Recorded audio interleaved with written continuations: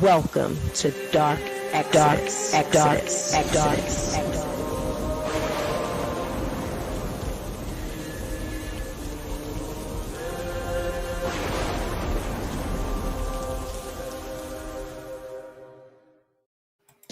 Open your mind. The Prophet of Thought.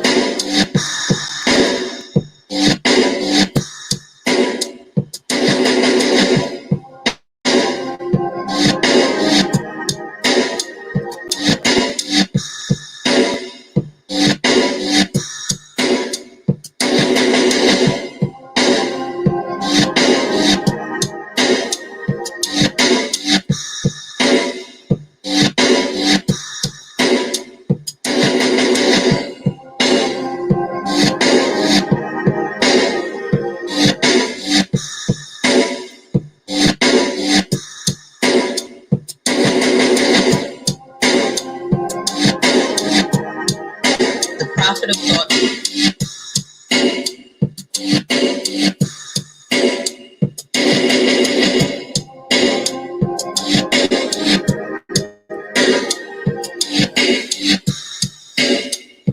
You know.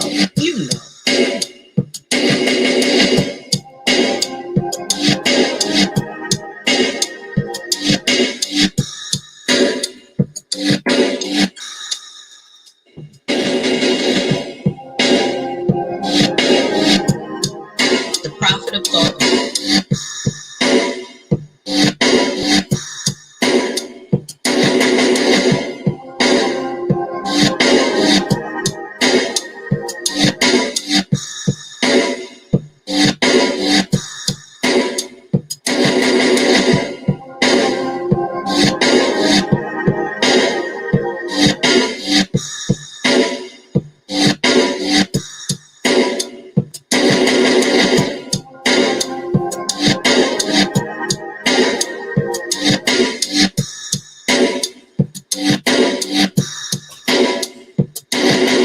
Prophet of Thought.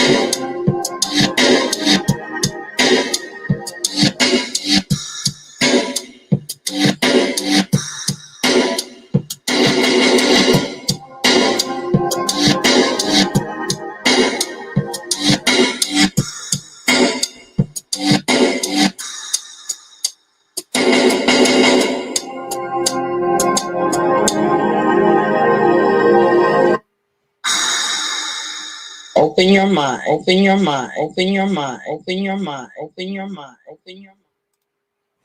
And peace, folks. And welcome back to another edition of the Prophet of Thought series right here on the old T.P.O.T YouTube page. I'm your host, X, of course, but you knew that already. That's why your black ass is here. Now, tonight, special guest tonight. I'm pretty sure everybody here is familiar with this brother. He's everywhere, pretty much, you know, more notably known for his battle cry. I am the voice of the everyday brother. Yeah, the one and only Obsidian will be here tonight. Yeah, so whenever Obsidian's in the house, you always know it's never a dull show or a dull moment for that matter. Brother Obsidian hasn't got here yet. I did send him the link. So he should be coming up in here momentarily. So before we get started, as always, I want to start off with thanking the good folks, you good folks up in here, for your subscriptions, for your views, for your support, and for your coins that you drop on this here channel. You know, I can't say it enough.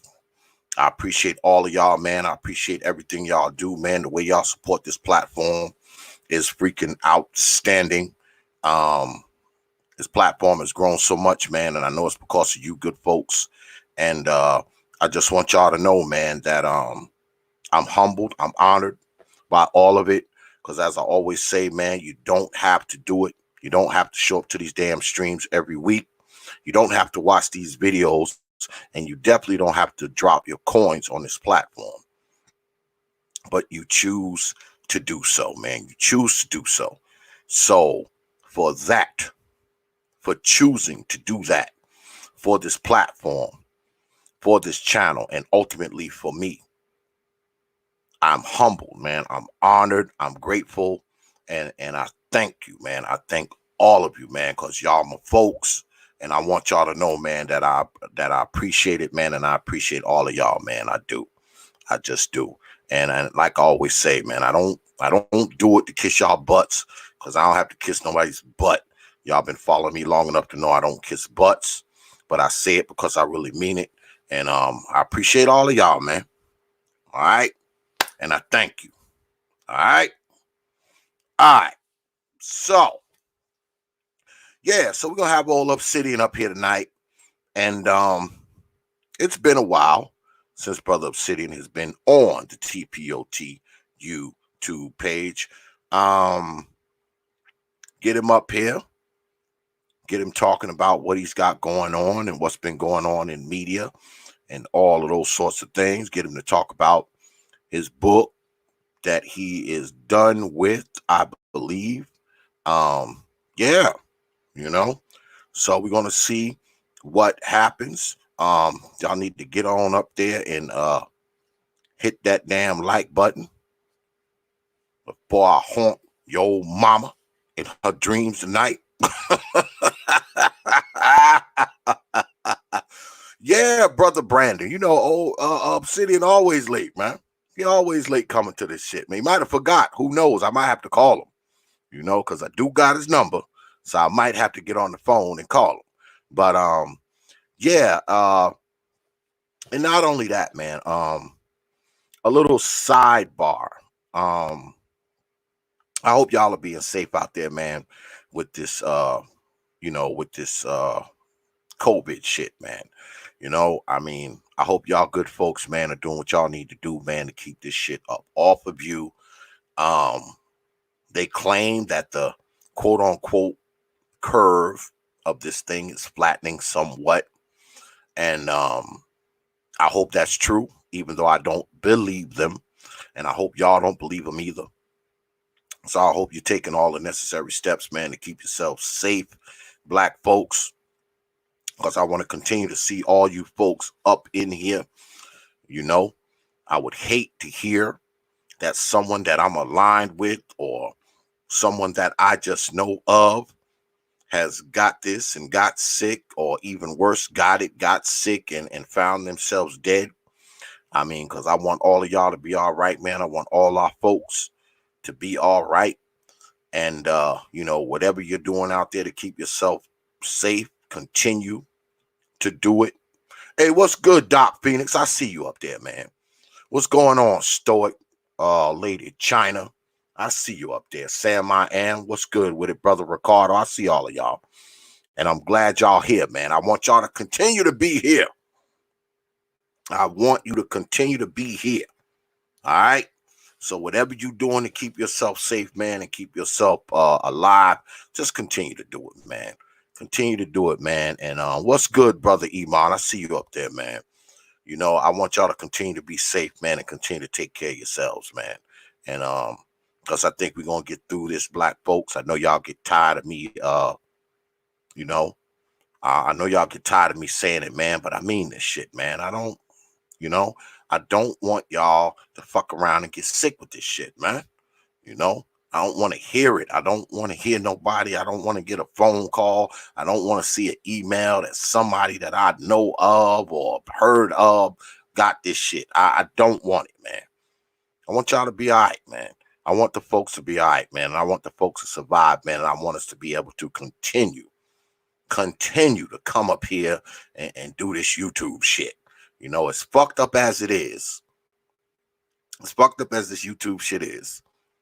I would rather be sitting here with you good folks as opposed to, you know, being on a damn ventilator or in the hospital, damn near dead, or whatever the case may be.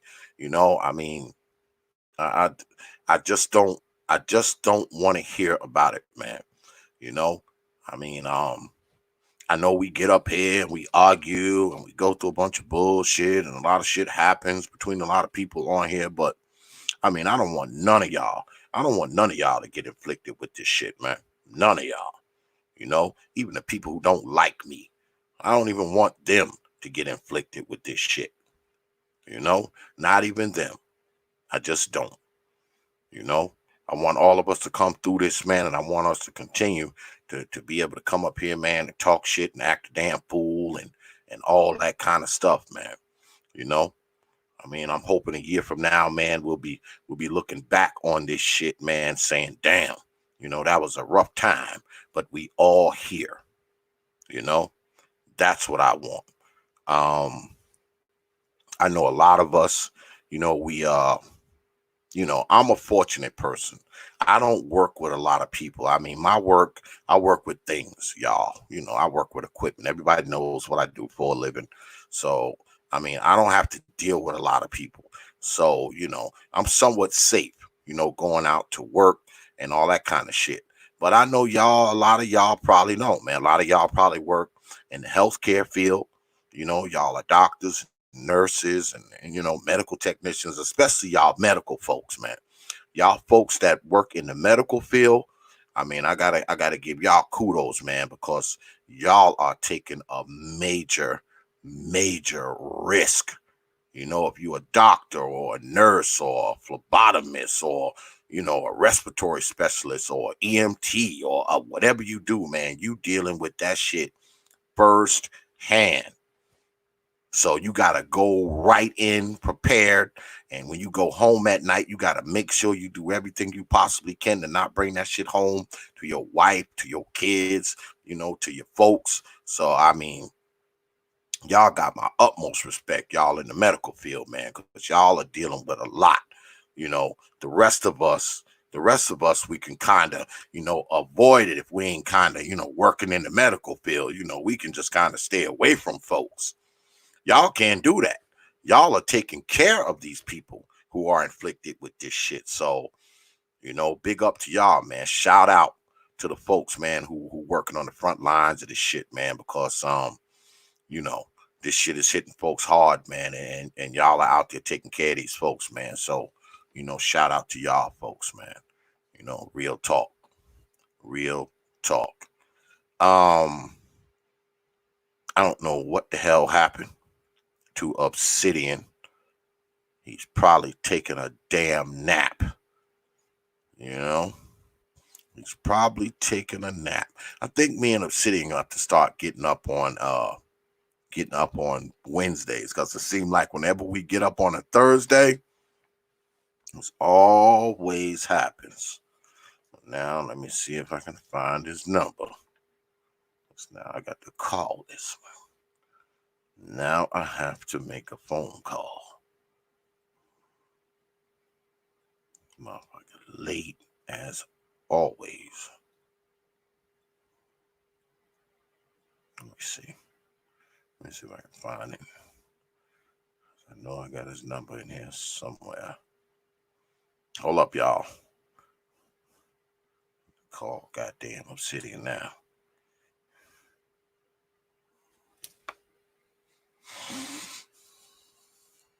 Now I got to call. Got to make a phone call.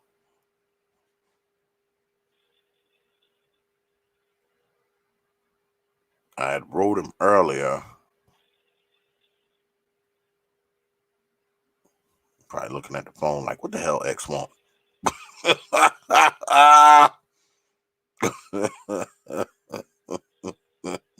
He probably like, what the hell X want? He ain't answering, y'all. What? Voicemail box full. Can't leave a message. Jeez. Can't leave a message. This shit full. Can't even leave a message. That's some bullshit. That's some bullshit, Obsidian. Obsidian done stood me up, y'all. Y'all see that shit?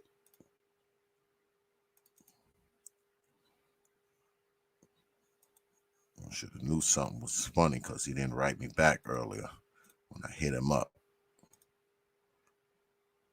Probably sleeping. Y'all see that shit, man? Do y'all see that shit? I think Thursdays are just a bad night for Obsidian, y'all. Because this only happens when we get up. This only happens when we get up on Thursdays. If I get him to come through on a Wednesday, he show up. But for some reason, when we decide to get up on a Thursday, some shit always happens.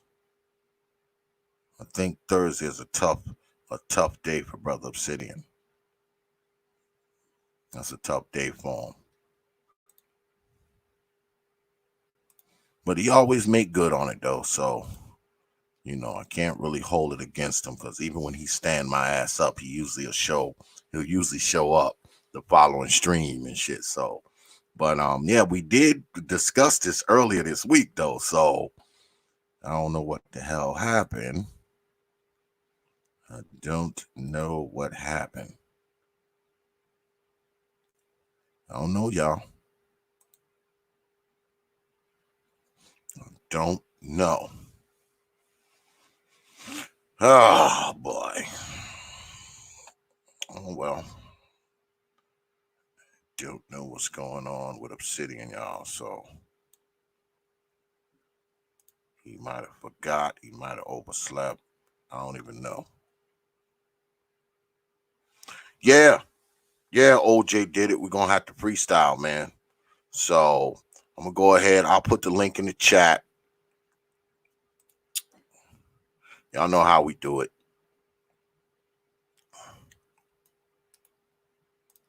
We'll go ahead and rock out.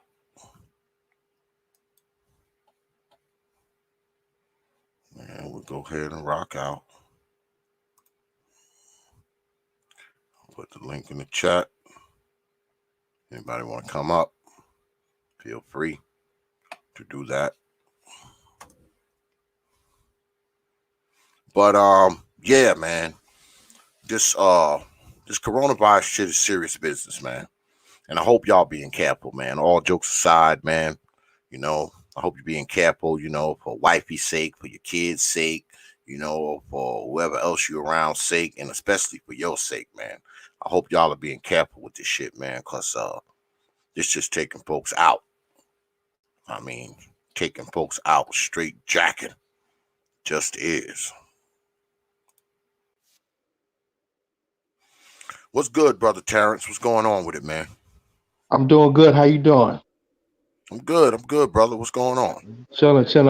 I'm not sure if you remember me. We was on when Obsidian had his channel on YouTube. We was on the live and we spoke a couple of times. Okay, I remember you. I don't forget, brothers. I don't forget, brothers. What's good with it, man? How you handling this COVID thing, man? This is handling it. This is kind of weird, but I'm kind of getting settled into it. You know, I'm coping with it. Okay. So where you at? What part of the world you in, man? Well, I'm in Greensboro, North Carolina. Oh, okay. You down here with me. I'm in Mecklenburg, man. Queen City. I remember. We're not a hot spot yet. No, we're not a hot spot. Don't not speak yet. That. Nah. Not yet. Not yet. I think the county that I'm in has more cases than any other county in North Carolina because we got more than 1,000 here in this county. Now, there's about 1.1 million people in this county. So even with that, you know, the numbers are relatively low, even with 1,000 folks out of like 1.1 million people. I mean, that's, you know, relatively low. So we're not that concerned, but we're still under lockdown. You know, we're under stay-at-home orders here. Right. You know, you can only go out if you're like the quote unquote essential shit. You know, to the supermarket, to work, you know, that kind of shit. So that's where we at. But now, being that it may don't really hurt me. I'm an old man. Go ahead.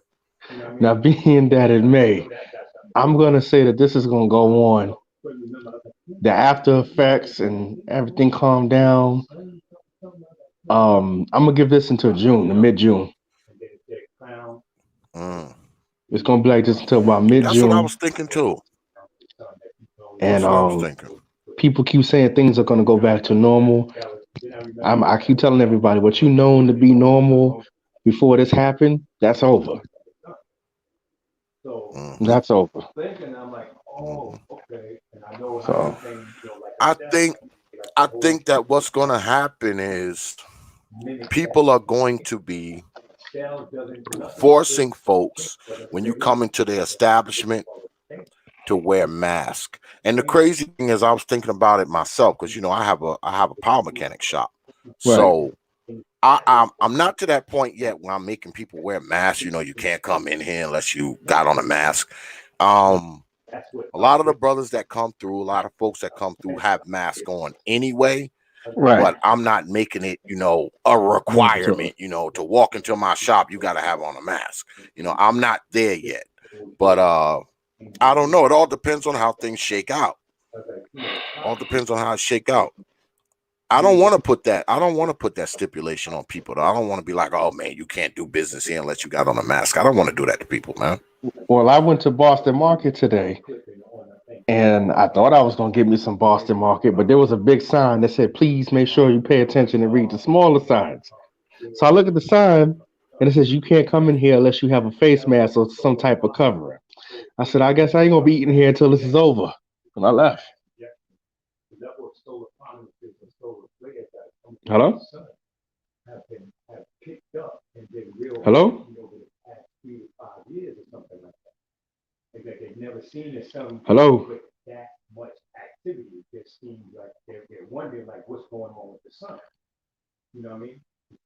Hello?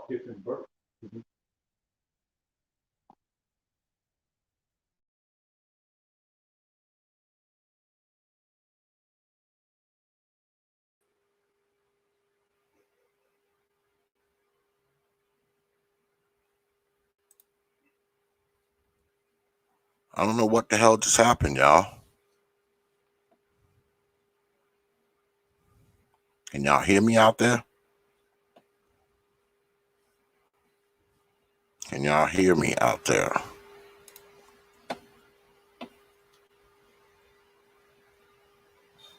Can y'all hear me out there?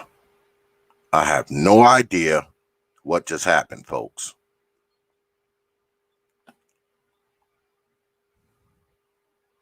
Okay. I think we back. Yeah, we're back. Yeah, I don't know what happened, y'all. My screen went black. His screen went black.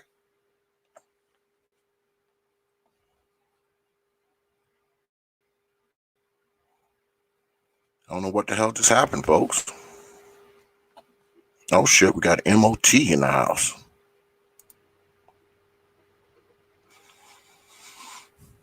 MOT, what's good with it, brother?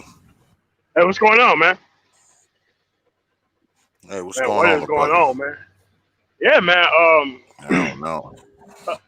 Man, like out here, man, like I'm out west, so I've seen various things in various different states, and a lot of these business owners are not taking chances, man. They're flat out ain't. Mm, I'm not sure how that's going to affect their work environment, especially like imagine if you run like a financial firm or a bank or a call center of any sort. There's no manner of people who's coughing for whatever reason. It's a normal human reaction to stuff, especially to allergies, and we got summertime. So it's like it's just gonna bring up a lot of just unneeded xenophobia and drama, man, that don't need to be there. yeah, I agree. I agree. I was in that's crazy that you said that, man, because I was in Walmart the other day with my wife, and it was a guy in there, right? And this guy started sneezing and coughing and all this kind of bullshit. Now, he was he was way on the other side of the building where we were, thank God. And he was like, coughing, sneezing like really, really loud. I mean, like really loud. And he was like, "Oh, I don't have corona." And the next thing I All know is right. a fucking ambulance. Next thing I know is an ambulance up in there, man. And they was taking him the hell out of there. Oh yeah. And I don't know what the story was behind it, but you know, he was like Nah. coughing and sneezing and all that shit, man. And you know, we exited from the other exit. I said, man, we ain't going over to that side of the goddamn building. And shit, 5-10 minutes later, man, they had a damn ambulance there taking the dude out. I'm like, I damn, mean, check this it's out like though. You that. know, I was at the VA, and this was at the beginning of March. You know, where some people had masks and some of them didn't. Mm, This dude sneezed inside the VA. We're talking about mm, Aurora, Colorado. This dude sneezed inside the VA, man.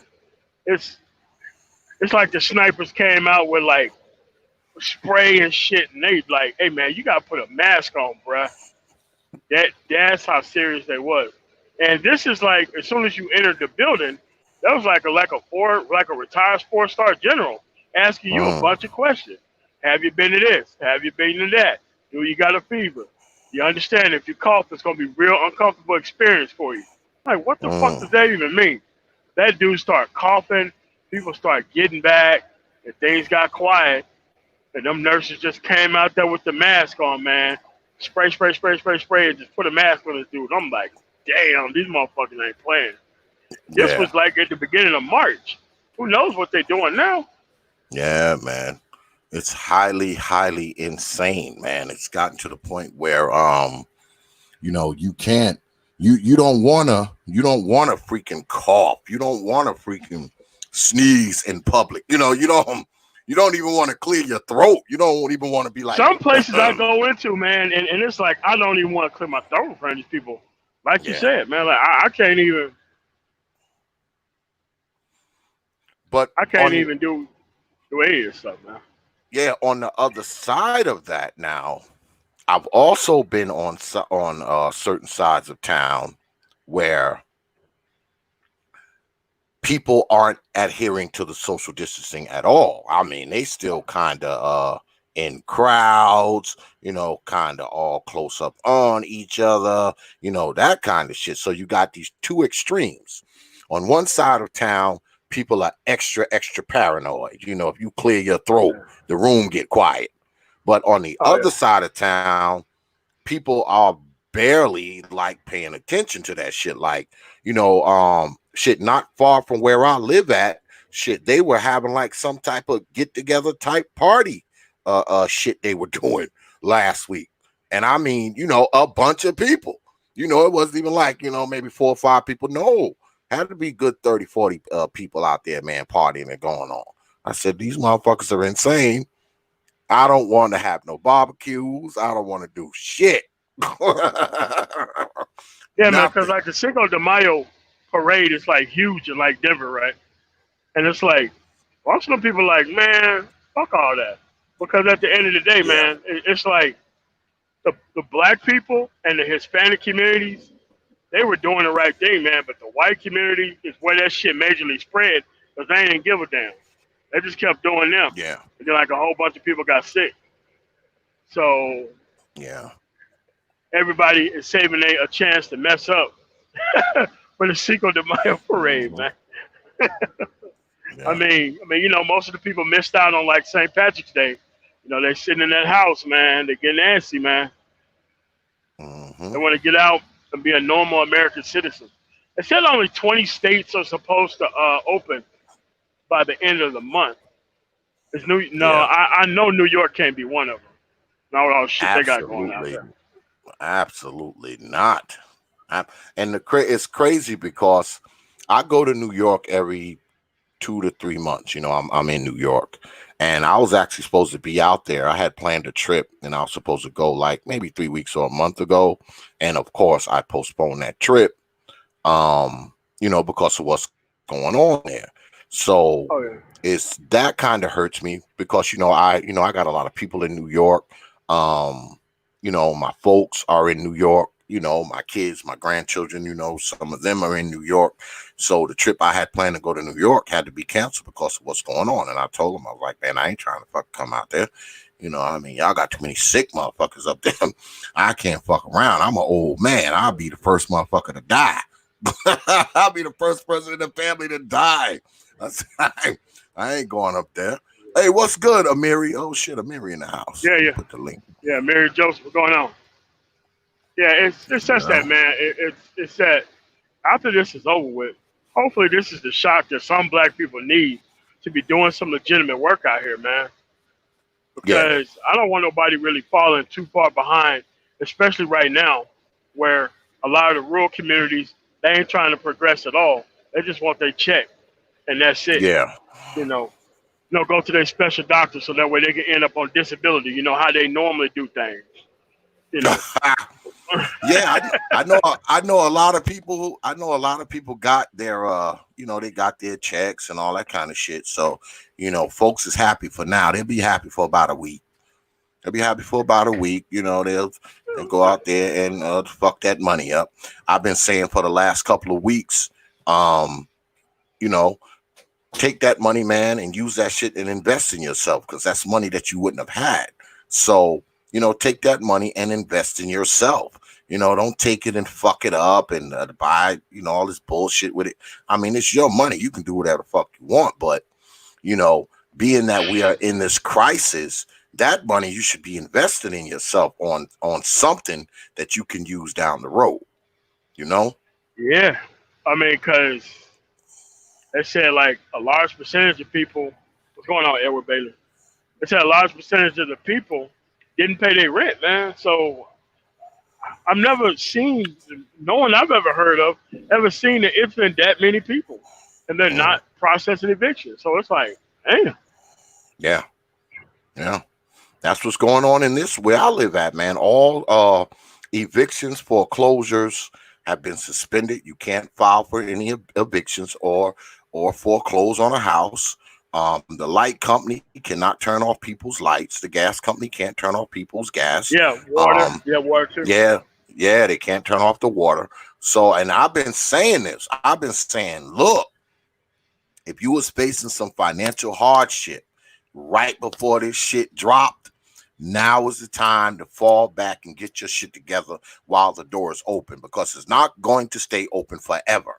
It's going to eventually shut. So it's not. I mean, yeah, it's not going to stay open. And guess what? When all this shit is said and done, brother MOT, all that money that you owe those folks that you didn't have to pay, they're going to want that money. Man. They are. They're going to want that money. Yeah, they're going to want that money. So now's the time for you to get your shit together. Or the rent's going to magically go up by 10% the next year to cover those losses. That's what they're going to do. Yep. So brothers like need magic. to go Everybody's ahead and do what's right. right. They can go up like magic. So, yeah. Yep, brothers need to go ahead, do what's right, especially if you done got that stimulus check. Go ahead, man, and do the right thing with it, man. Don't fuck it up, because like I said, man, it's opportunity. The door is going to shut eventually, and there's opportunities for business. I've been saying that too, brother MOT, that there's some dollar signs attached. Oh yeah, to right now, I'm telling you, as soon as it opens, it's going to be a mad dash, or it's going to be two ways. Companies are going to automate as much as they can, so that way they don't lose or put themselves in this type of position again. That's one thing that's going to happen. And the other thing that's going to happen is there's going to be a lot of mobile opportunities for delivery services and everything else. I've already seen it. Cleaning, decontamination, all that kind of shit, man, is going to come through, especially the blue-collar brothers. That's why I say blue-collar brothers. If you ever thought about starting a business, now is the fucking time. Now's the time. Especially cleaning related. Yep. Now's the time. I mean, and like I said, the door is open for that shit, but that shit gonna shut too. So it's gonna shut pretty quick. Yeah, I tell brothers, man, don't let other folks take the goddamn opportunities, man. This shit is ours for the taking, brothers. It's ours for the taking, because guess what? It's other people out there thinking the same goddamn way. Don't let the goddamn Latinos and the white folks get all this money, man. Don't let them do it, because they're going to get out there and get that money. And I want the brothers to get out there and get some of it too. That's what I want. I want the brothers to get out there and get some of that money too. Hey T.P.O.T, thank you for letting me on the panel. That's what I was get. That's what I was gonna get at too. I noticed that other groups of people. I talked to a lot of different groups. From men, the men from different groups, and they're all saying the same thing. They're thinking about being very strategic with the money that they're getting. And I haven't talked to a lot of brothers about it, but the few that I did talk to about it, they were talking about I'm going to buy a radio system, I'm going to buy a game, which What I mean, stupid yeah, shit is that? I mean, like, but I'm 18, so the groups of people like who I talk to is around my age. I'm not talking to people that's a little bit older, but it's like even other groups of people that is around my age, they're still thinking strategically. So Yeah, I'm but the not older people sure. act worse. Trust me, I am older, Yeah, me too. And and I don't give a shit. I've heard people tell me some crazy shit that they gonna do. Like, man, you getting this free money that you wouldn't have had, and you're gonna take it and you're gonna fuck it up. At this time, you need to be sitting back, figuring out something you want, especially if you somebody who's been put out of work. Okay, Oh my God, I can't if you, imagine not knowing what the world gonna look like, and you've been put out of work. Oh man, Um, I yeah, gave I gave some of my black homies. I gave them a few references. I told them we can invest into the stock, and I told them there's some RFID chip companies that are brand spanking new, and their stock is very low. Also, I was talking about the 5G. I'm not saying um we all know that the technology is advancing, so why not invest in companies that research 5G and that also provide and produce for 5G, because those things are increasing in value and they're not that high in value yet. I mean, well, they're high, but I'm saying it's gonna get higher, and we can profit off of that, and we can get leverage off of that. So that's what I was telling brothers. yeah, yeah, but man. when This, you're talking to certain types of people, man, like they want the right now flash and the who's gonna be looking type stuff, and those long term investments and thinking like that. It's good that you do think that way, so that way when you make it at the end of your journey, when you get ready to retire, that you have it built up that you're not to be caring about people who did not do what they're supposed to do. yep. And how old you said Like you right were, now, it's young gonna be a fella? lot of money. How Oh, old you I'm said you I'm, was? I'm 18.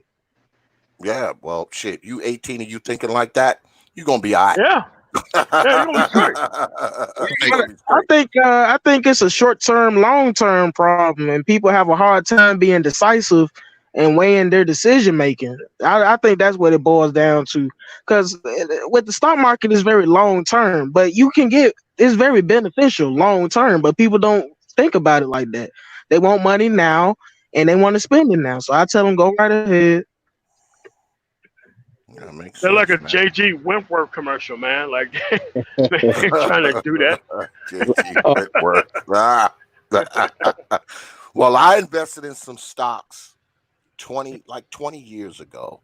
And one of the smart things I did when I was a young man, because I did a lot of stupid shit. But I actually invested in some stock about 21 years ago. I still have it, and it's actually tripled in value. Can't see that I saw that coming. Oh, that's what's 'Cause, up, man. yeah, I didn't see it coming. Now, mind you, with this coronavirus shit, the yield and the worth of it has been fluctuating here and there. I've been advised to just hold and buy more, but I don't think I want to do that right now. I mean, I am holding, but I don't think I want to buy more. I want to kind of ride it out and shit. Now, I've held on to this stock for almost 21 years because when I was a younger man, I said to myself, if I happen to live long enough to have grandchildren, I want to be able to leave this, to them. So, I was actually thinking that way when I was a younger guy. Like I said, one of the few smart things I did when I was a younger dude. So it's made a profit, and you know, hopefully it continues to make a profit, and I'll be able to freaking you know, I'll be able to leave it to my grandkids, you know, when my ass dead. Oh, good look on that super chat, brother D-Rock. Appreciate that, man. Hey, so did Obsidian come through? No, I called him. He ain't answer the phone. His voicemail is full, of course. And I don't know what the fuck happened, man. I don't know what happened, brother MOT. Stood me up. But this usually happens with Obsidian on Thursdays. Like, for some reason, when me and him supposed to get up on Thursdays, he's either late or he don't show up. I don't think Thursdays are a good day for brother Obsidian. I just don't. I don't Yeah, I think mean, Thursdays are a I good thought about day, man. rewinding so that way I could hear about that book, but he didn't come through. All right.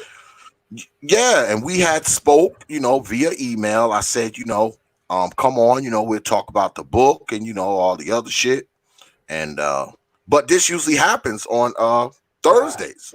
Whenever we supposed to get up on a Thursday, something always happens. So I gotta start hooking up with him on Wednesdays. That's what it is. I think Thursday's just a bad day for him. You know, Oh, I that's should what's have up. knew something was up. I should have knew something was up because I had hit him up, and he didn't write me back, and he always hit me right back, and I didn't hear nothing Oh, from yeah, him. yeah. So Oh, yeah. Right I away. don't He know. always right away. Yeah, So. All right, man. Well, you know what I'm saying? You know, I hope everything all right with him. You know, we want that yeah, damn book. yeah. Like brother Iman say, he probably bending somebody over the couch. Couch time. Yeah, he probably been somebody over the couch, you know. So but brother Laro is right.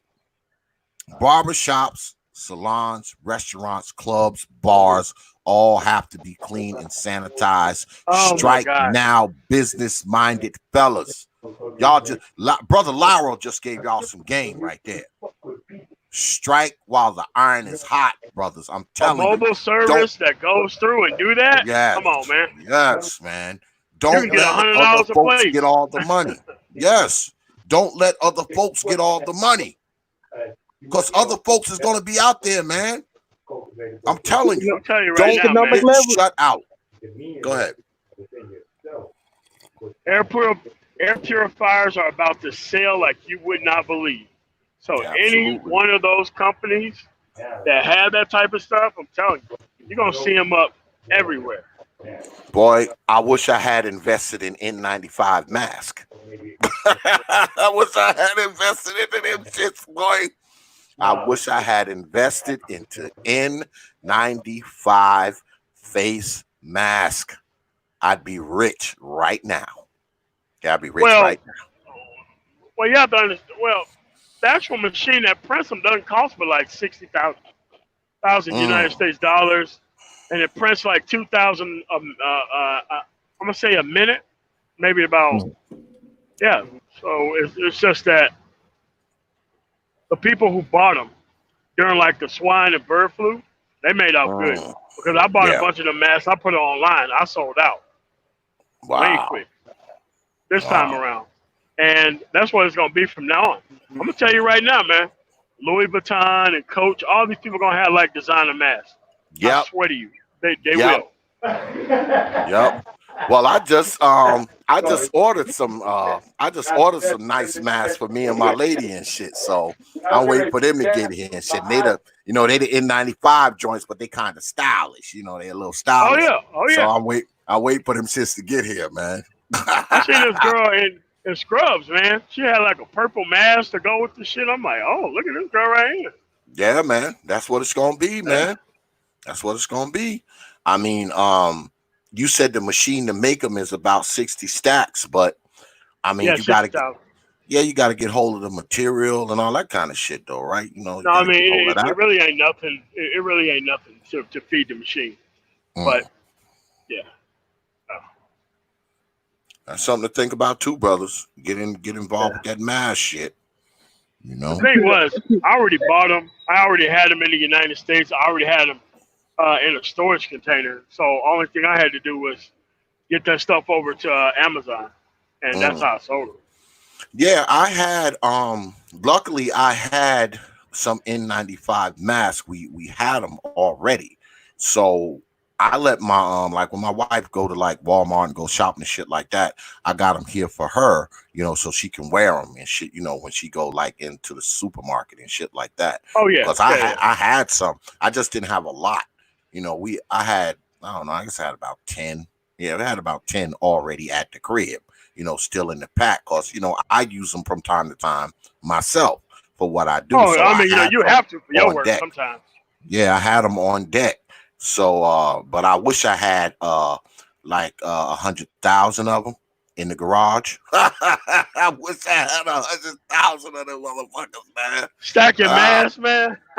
I wish, man. I wish I had like 100,000 of them shits, man. I wish I could have saw this shit coming, boy. I'm telling you, I wish I could have saw it coming, because I would have filled my goddamn garage up with them shits, man, to the brim. Oh yeah. Because I know I could have sold every single one of them.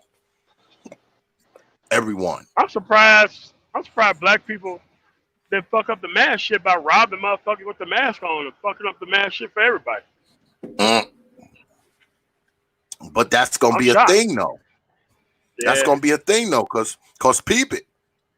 If you got everybody walking around with a mask on, if Oh you man. somebody coming in to rob the joint and you got a mask on, nobody's going to suspect you. You're not gonna see. Oh shit!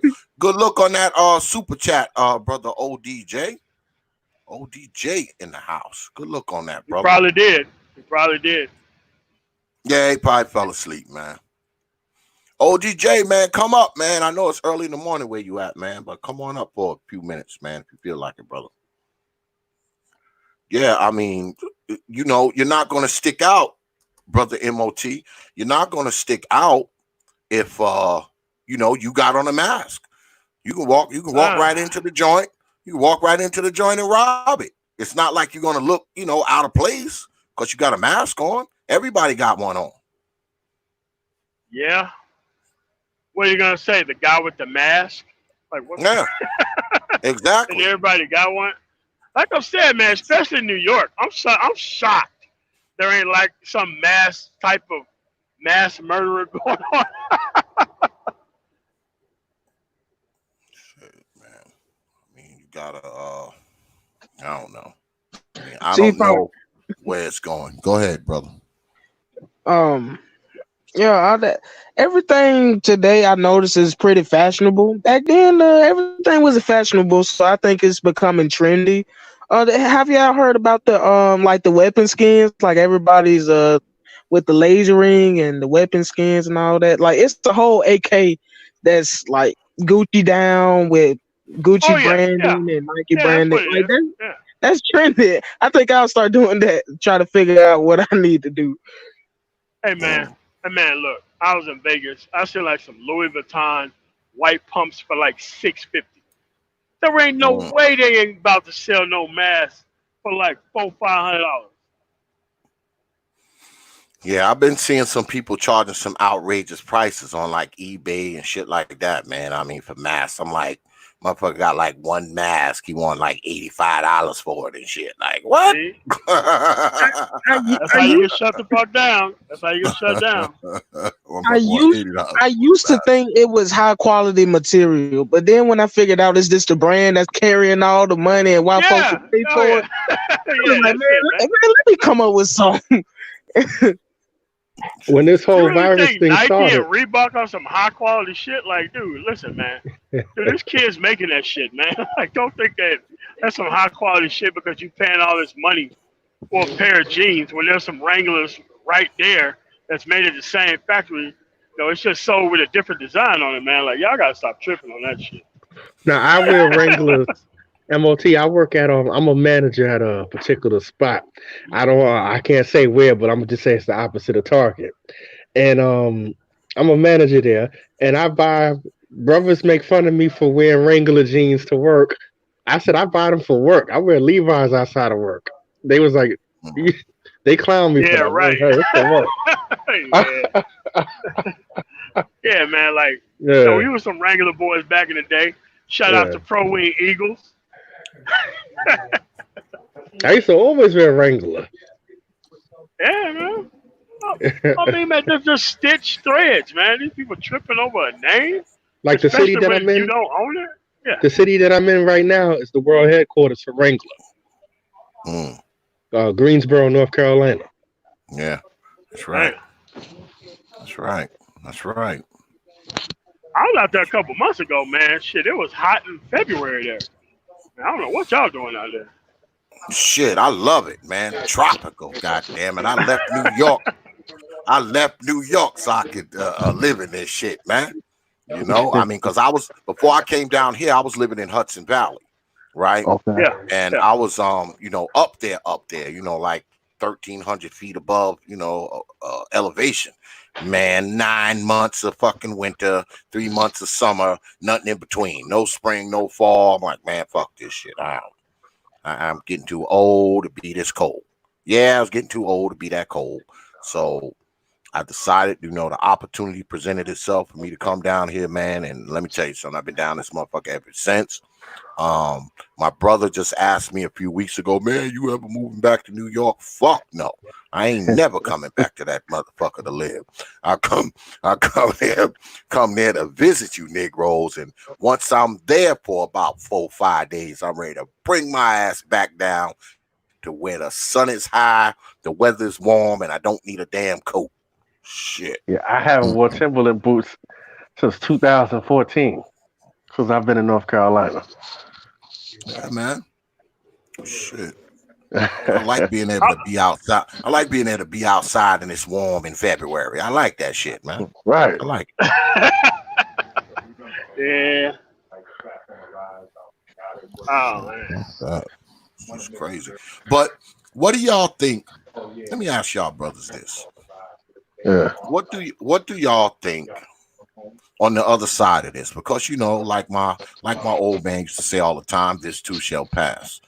I mean, when this passes, are black folks gonna be better off or worse off? Worse. Yeah. You think worse? Like I Worse, said, MOT. I'm a manager at the competitor of Target. Let's just put it like that. And they cleaned out the TV wall. These people buy TVs, Yeah. income tax. They buy TVs Black Friday every year, and they spend all this money. They spend their whole stimulus check on these TVs. So we're going to be worse off. No. We, shit. So we this is the income tax revenge shit. That ain't by nothing worth a while, man. Ben D'Souza in the house. What's good, brother Benjamin? DJ Cuda in here. Ty, I wasn't paying attention to the chat, y'all. Brother Ty City up in here. Benjamin D'Souza, DJ Cuda. What's good with it, Yeah. man? we're, Yeah, we're generally known as consumers, and we don't have much capital. So I mean, you can't really blame these companies and these business owners for trying to cater to black folks because they're like, they got the checks. Oh, we know what we can do. Then they get on social media, they do these ads, and they be like, okay, come on down, get this little sweet deal, and we take the bait, and they still get economic leverage and all that. Well, me, man, I hate to seem like I'm pocket watching the brothers, man, but I mean, I would hate to see brothers take their fucking Trump check, stimulus check, man, and fuck it up on some bullshit. Why do that? I mean, that doesn't make any sense unless you just got it like that. What's good, brother AJ? I see you up there, brother. I mean, why fuck it up like that? But like I said before, especially if you've been put out of work. You know what I'm saying? Because see, Right. once this shit is over, and I've talked about this before, a lot of these companies who done furloughed your black ass, they're gonna use this as a reason not to hire you back, man. A I lot be of telling people us. A lot of brothers are not going to get hired back. They're not. Yeah. They're going to say, well, we're going to take your job and your job is being taken over by animation. We cutting down the staff because of safety and all this kind of nonsense. So they're going to try to use this shit as a reason to not bring you back.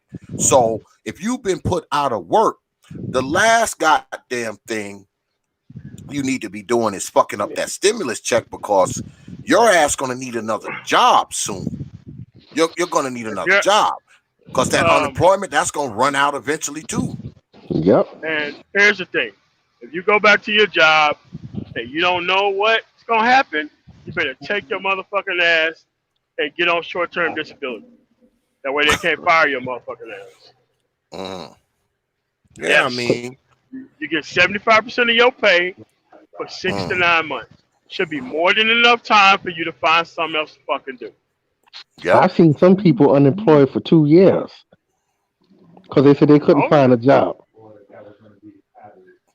Some of these people you find a job in 2 years. Some of these people moved to other states and was still collecting unemployment from another state. Like, come on, man.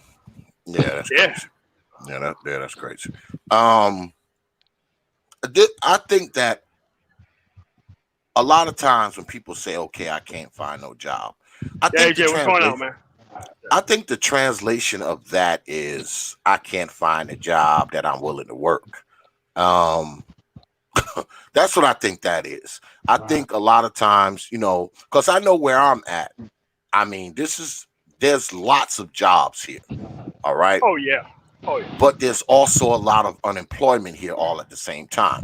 I guess because a lot of people don't want to work the jobs. Like where I'm at, construction is really, really big. I mean, you can't drive 2 miles without seeing a bridge out being there. built, without being a building being built, a house, a highway, something, a road, something's being built all the time.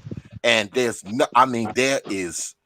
are so many jobs in construction, material, transportation. I mean, that kind of shit is big here. I know because I work on those guys' equipment.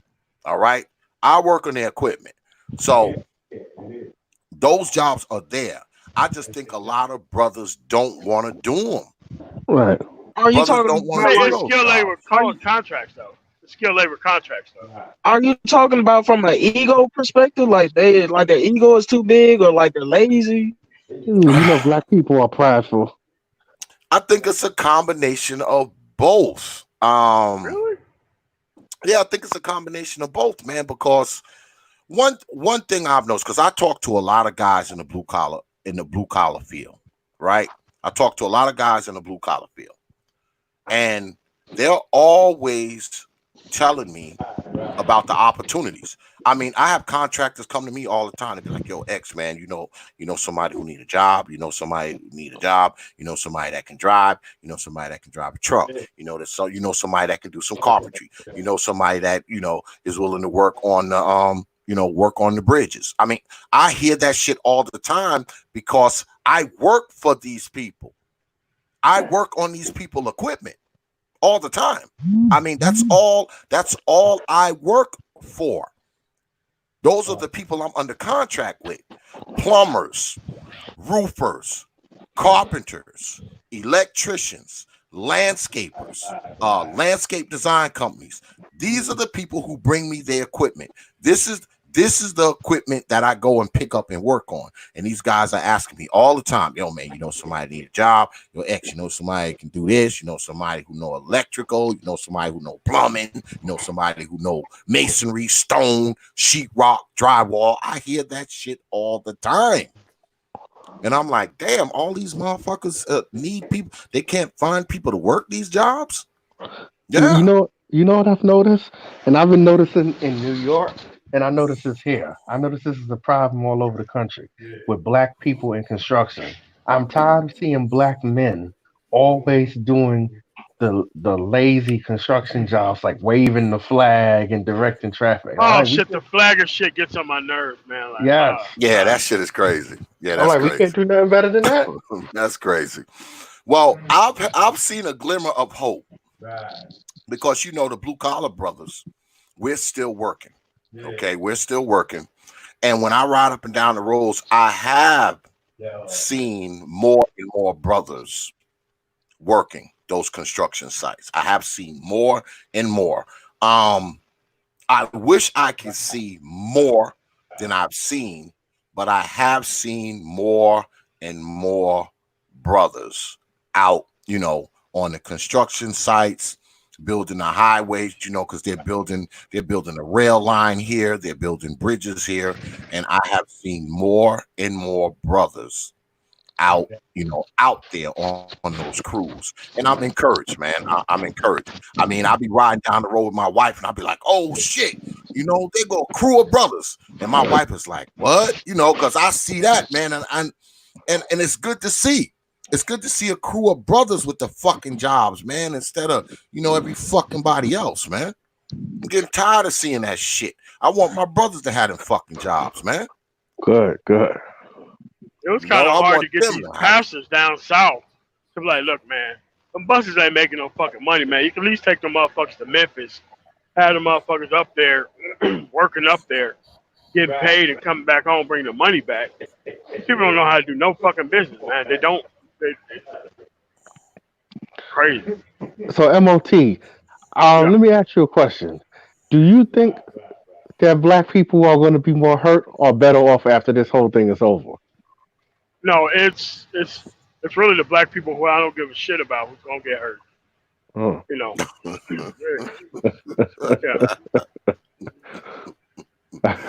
Me, I'm optimistic. I think black folks are going to be better off after this. I think some of these people gonna get up off their ass and get in the gear. I really do think that.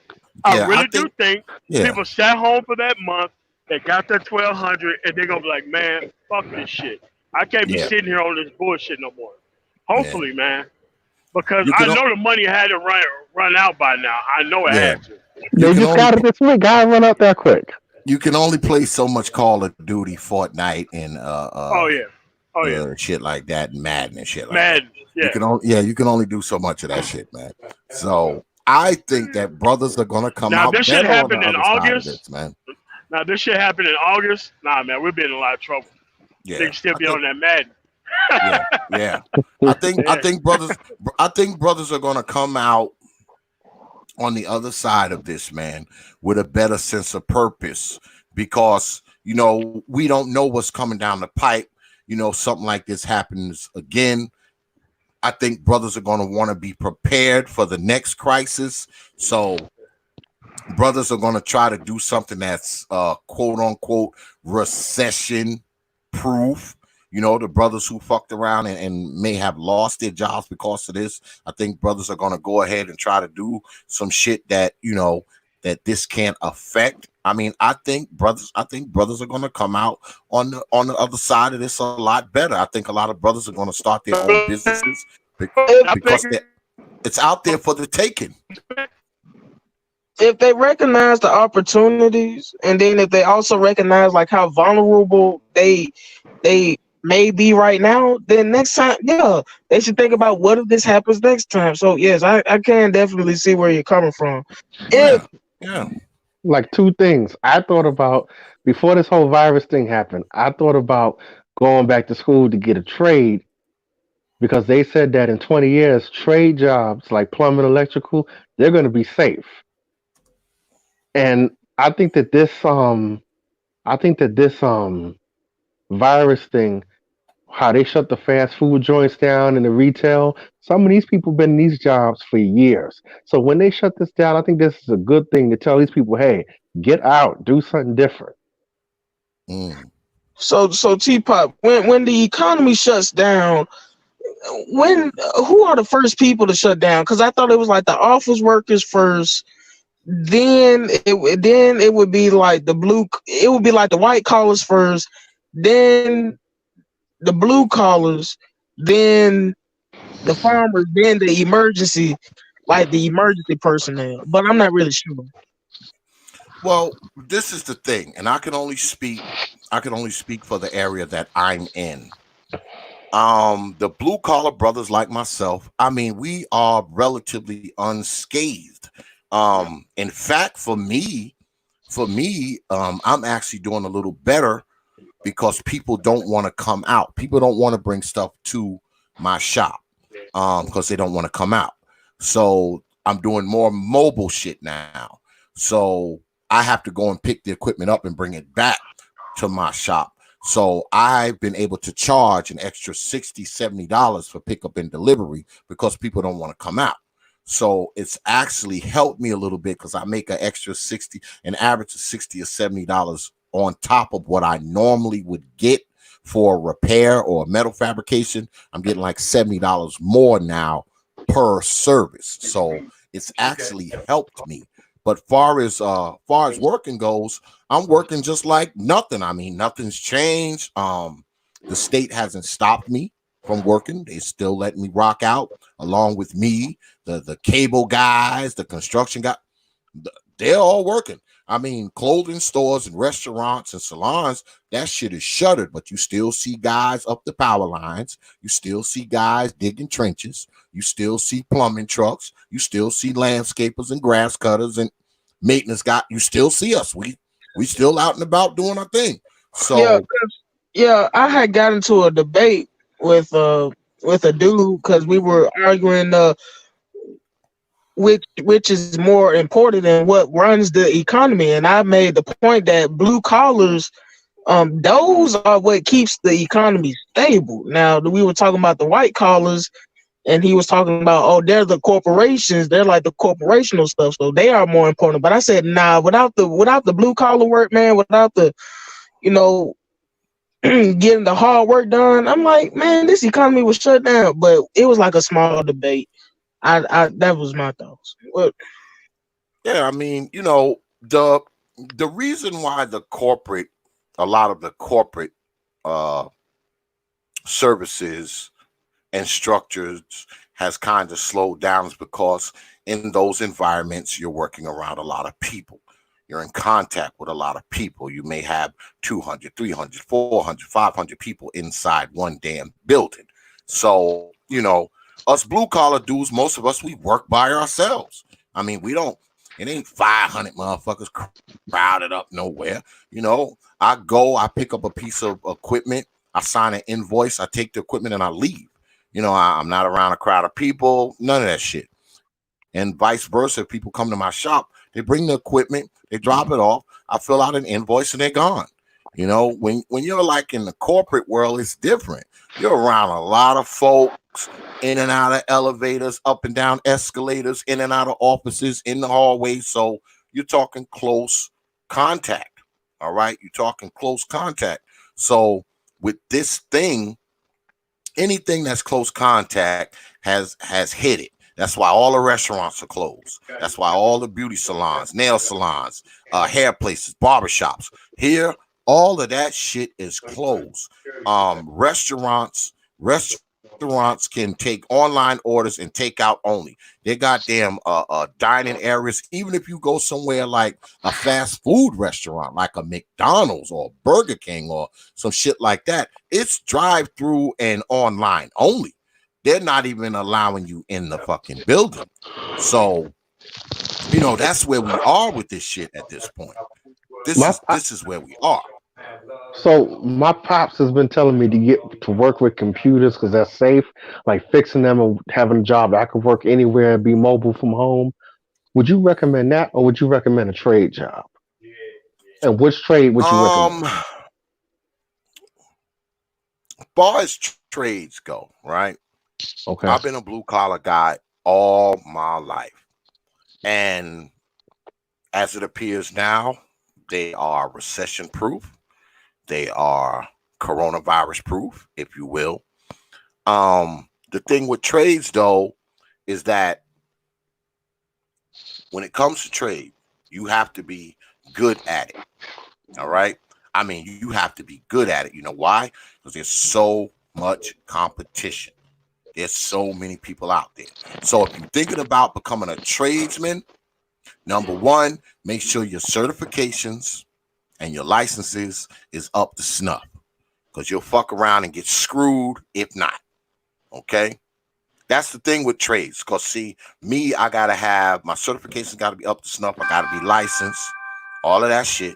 All right. I have to carry X amount of insurance. You have to do all that. Now, when you work in corporate, it's different. You ain't got to go through all that shit. You ain't got to carry insurance and all that kind of shit. I have to have that. I mean, that's a must that I have X amount of insurance. I have to be certified. I have to be licensed. I have to be all that kind of shit. And those licenses have to be renewed. certifications have to be updated. Insurance has to be paid for. Right. So that's the thing with trades. That's the difference. Now, true or false? I was told that HVAC. I was told that HVAC is the best trade to get into. Is that true? Um, I don't know about the best, but it's a damn good trade. Okay. It's a damn good one. I don't know if it's the best. I don't know if it's the best trade, but it's a damn good one. It's a damn good one. Yeah, damn good one. I think some white collar jobs are very competitive because my cousin, he's a stockbroker, and he always mentioned about it's certain requirements they needed, like when a certain when a certain time passed, and it's like if you didn't make the amount that you were supposed to do as a stockbroker, then it was like you was kind of on the chopping block, with the stockbrokers. I'm not sure how they really get down, but it was like he had to make this amount of money before a certain time came, and if he didn't, he would get a warning or he would get laid off. He said it was very competitive. Yeah, well, I guess it all depends on.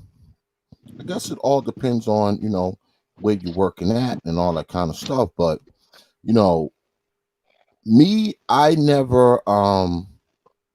was never too interested in being in the office because I did that work before too when I was a young guy, and it's just not for me, man. I also used to be a teacher. I mean, where I went to school after I graduated school, I also taught it. Also taught power mechanics and mechanical engineering. I also taught it for like 2 years, and I'm too outdoorsy. I don't like being crammed up in a building. I like the sound of drills and saws and mowers and engines and the smell of gas and smoke and diesel and all that kind of shit. So, I was never much for being inside, just cooped up somewhere for 8, 9, 10, 12 hours. It just wasn't for me. But it is for some brothers. I mean, if that's for you, that's what you take on. Of course, when you work in corporate, you have a little bit better benefits and all that kind of shit, 401k and stock options and all this kind of bullshit. Right. When you're doing it, there's that, but if you see Blue, I couldn't continue to do this if I wasn't doing it myself. What I do now, I did for more than 2 decades for white folks. All right. For white folks. I did it for 20 some odd years for white folks. And I decided that all the skill I had gained and all the shit that I know, I thought to myself, I can do this shit on my own. I don't need to do the shit for white people anymore. And I took the leap. I took the leap 6 years ago. And because I knew the business, I had been doing it for a long time. So I took the leap and just started on my own. It wasn't easy. I mean, the first 2 years were rough. That second year, the business almost sunk. Okay, it almost sunk the second year. I didn't get like into the black until after I had been doing it for 2.5 years. And after 2.5 years, I reset the business, revamped it, and did it over, and it's been in the black ever since. Now, the only reason why I continue to do this is because I'm doing it for myself. I feel like I wasted a lot of time doing it for other people. Now, it's good to do it for other people, to work for other people for a little while, to get your skills up, learn the trade, learn the tricks of the trade, learn the business aspect of the trade, how to do billing, how to do estimates, accounts payable, account receivable, how to go out and estimate a job, that kind of shit. Working for someone else taught me all of that. All right. It taught me that part of it. It didn't just teach me how to do the hands-on. I also learned the business aspect of it, how to literally run a business. So I learned that as well. Yeah, I mean, because if you're going to do it for yourself, you need to know all of that, And this is what I tell people when it comes to blue collar jobs.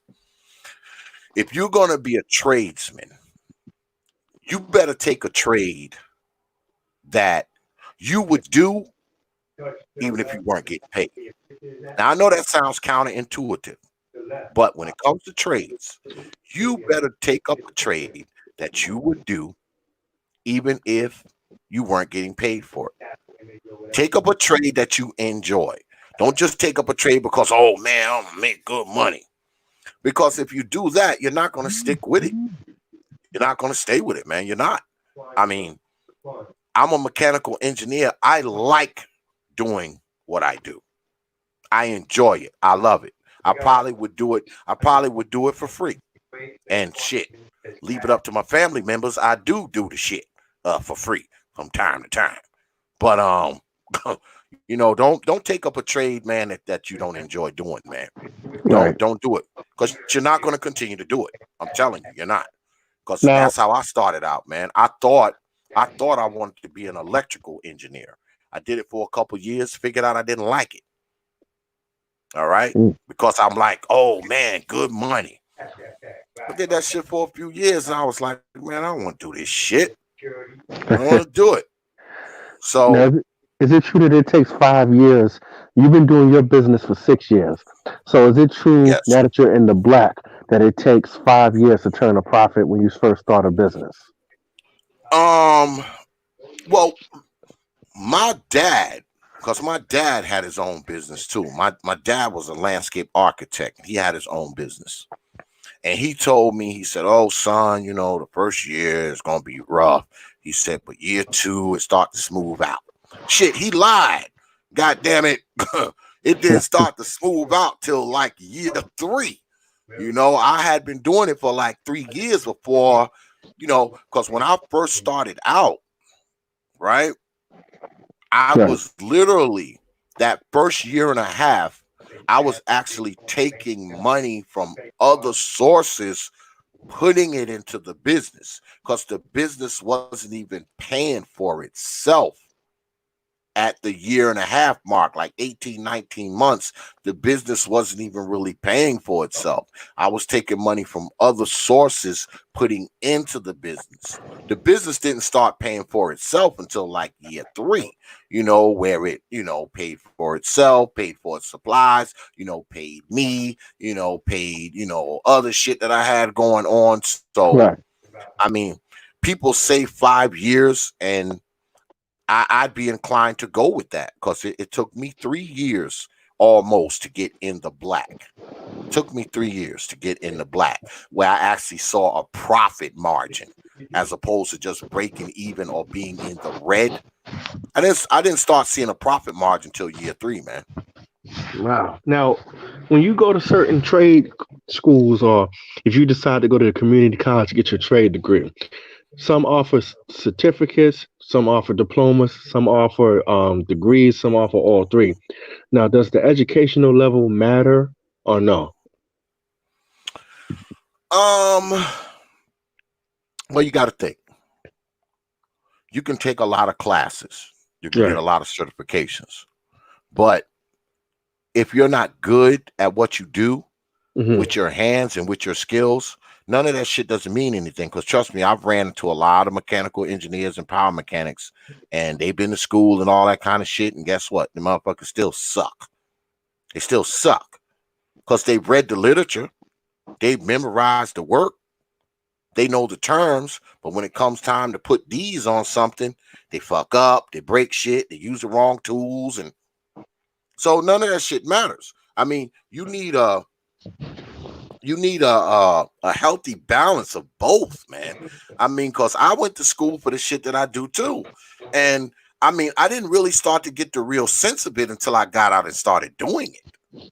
I mean, that's when I really start to get proficient at it, when I started doing it. I mean, I read all the books and read the manuals and got all the certifications and took the classes. I mean, I taught it. I taught mechanical engineering and power mechanics for 2 years. I was teaching other people this shit. But I didn't really get the real feel for it until I start getting out there doing it. Going on calls, dealing with the material, all that kind of stuff. That's where you really start to get it. Because let me tell you something, most trades, you can probably learn enough about that trade by just going to like some vocational school. You don't even see. I went to a technical college, which I probably shouldn't have, because that was just a waste of time and money.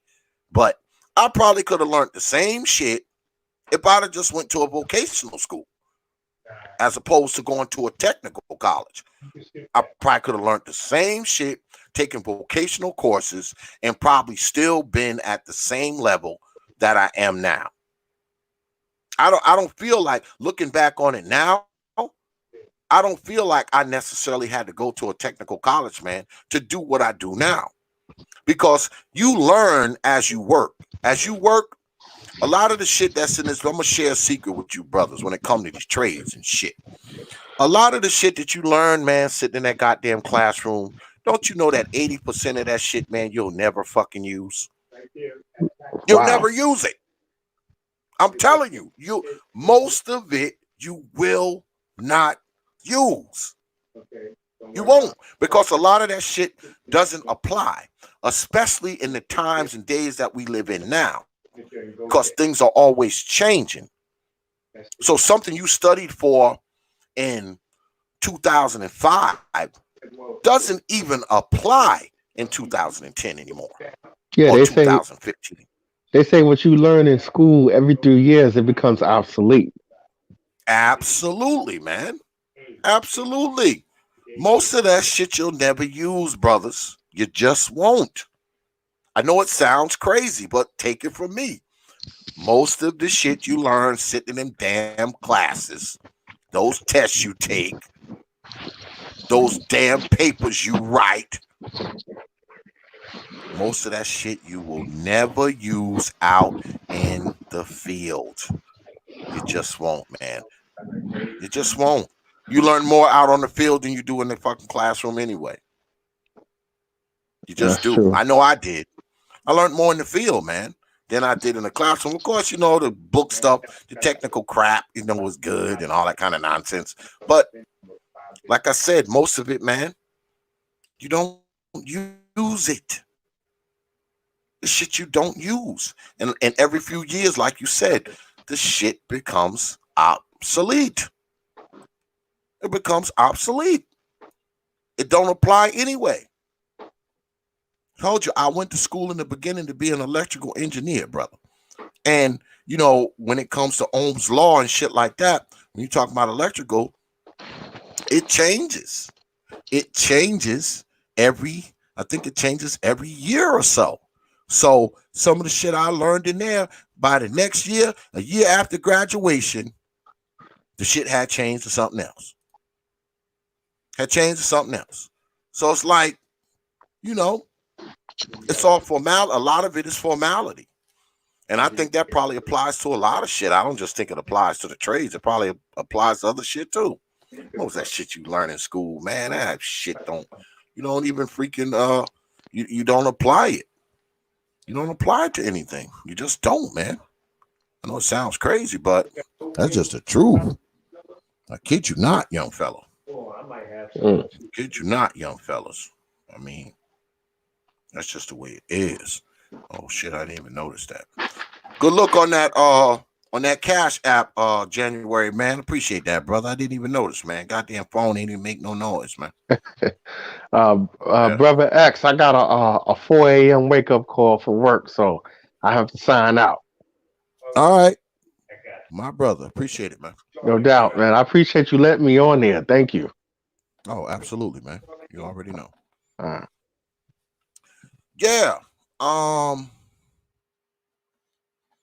Brother Obsidian probably won't be on here tonight. Yeah, what the hell you mean? Goddamn right. You're damn right. I want you to still come up here. I emailed you the link. Goddamn right. I still want to do it. Obsidian's in the chat, y'all. So I guess he gonna come through. I emailed you the link, brother Obsidian.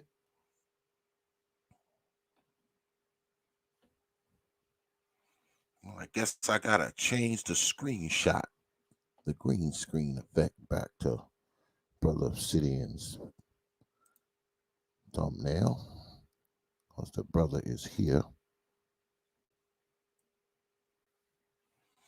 Yeah, it look like we're gonna do this, y'all.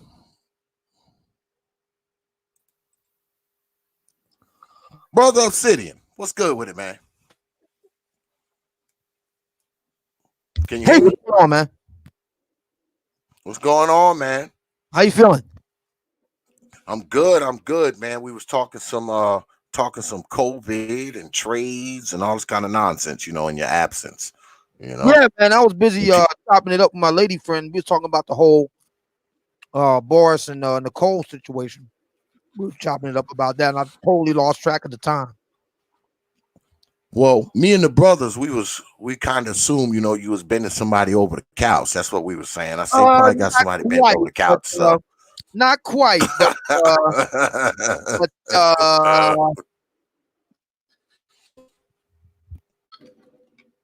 yeah. Well, now that I got you here, all of you, I don't have to introduce Obsidian to y'all. Y'all all know who the hell he is. Y'all know that Brother Obsidian has a book out, right? And I believe it's book finished, right? Yeah, the book, it's finished. Now look up on go ahead. Look up on the screen. Look up on the screen. Is that because I got this from one of your emails that you sent me. Is this the cover of your book? Is this the cover? The cover of the book, yes. Okay. Yeah, that's the cover of the book. So it is finished. Well, let me ask you this, Brother Obsidian. Yeah. What made you want to write a book? What made you say, okay, I'm gonna go ahead and pen this book? What made Brother Obsidian want to do that? Well, the whole point of me doing what I do was to spark a conversation, a real one, between black men and black women. I mean, for many years, black folks, it's been driven largely by black women. In more recent years, black men have become to be more active. That is to say, to start to become consumers.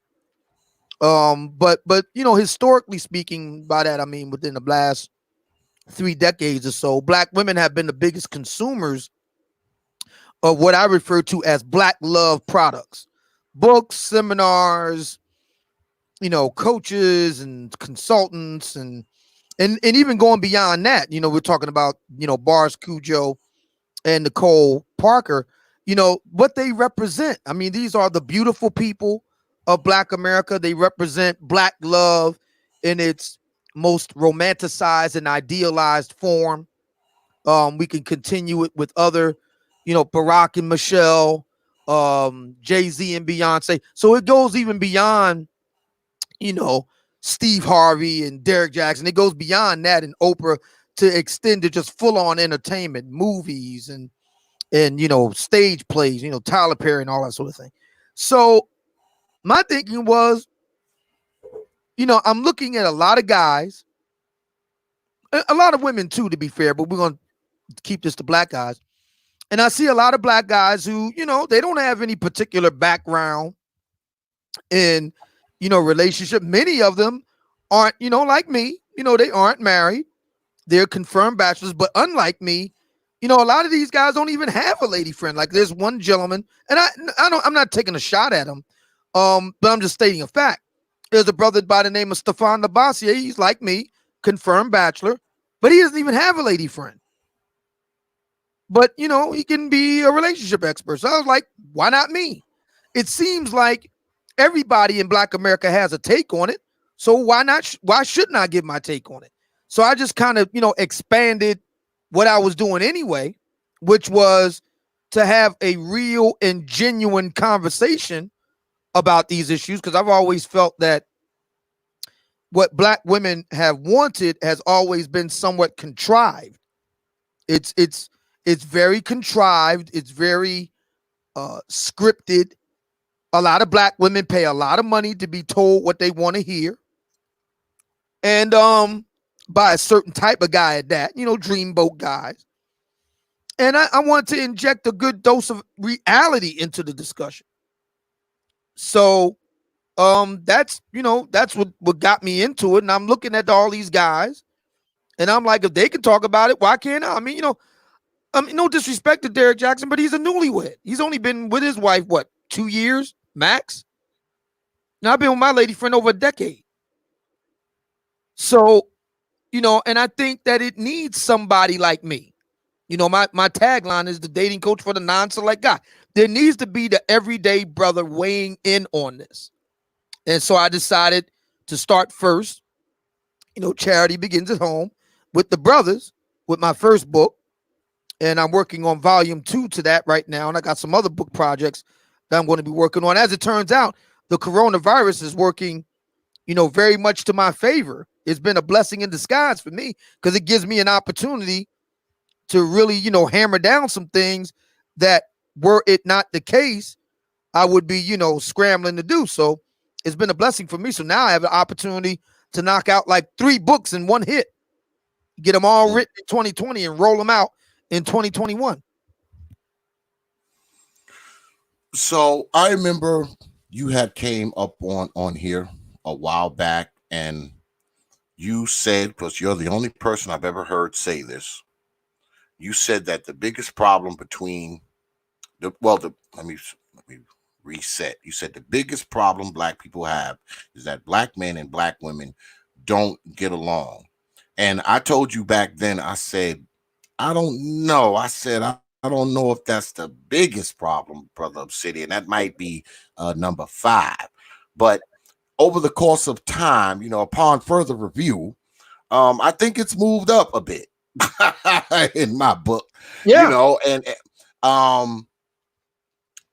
so let me ask you, do you ever see a time when black men and black women will be getting along better, or is that something, is that a pipe dream? I don't think it's a pipe dream, but I do think it's a ways off. And the reason why is, I explain all this in the book of Obsidian. See, a lot of black people don't want to admit that the civil rights movement and the other various movements of the 1960s and 70s worked. Were they perfect? No. Did they work equally for all black folks? No. But in the broad margins, it worked. A lot of black people can't let go of the idea that racism is the single biggest problem holding black folks back. And there's a real good reason for it. If you let go of that idea, then what's left is you. And, it's just, human psychology 101. When you have the opportunity to blame somebody else rather than blame yourself for why you're not, doing well in life, you're going to blame somebody else 10 times out of 10.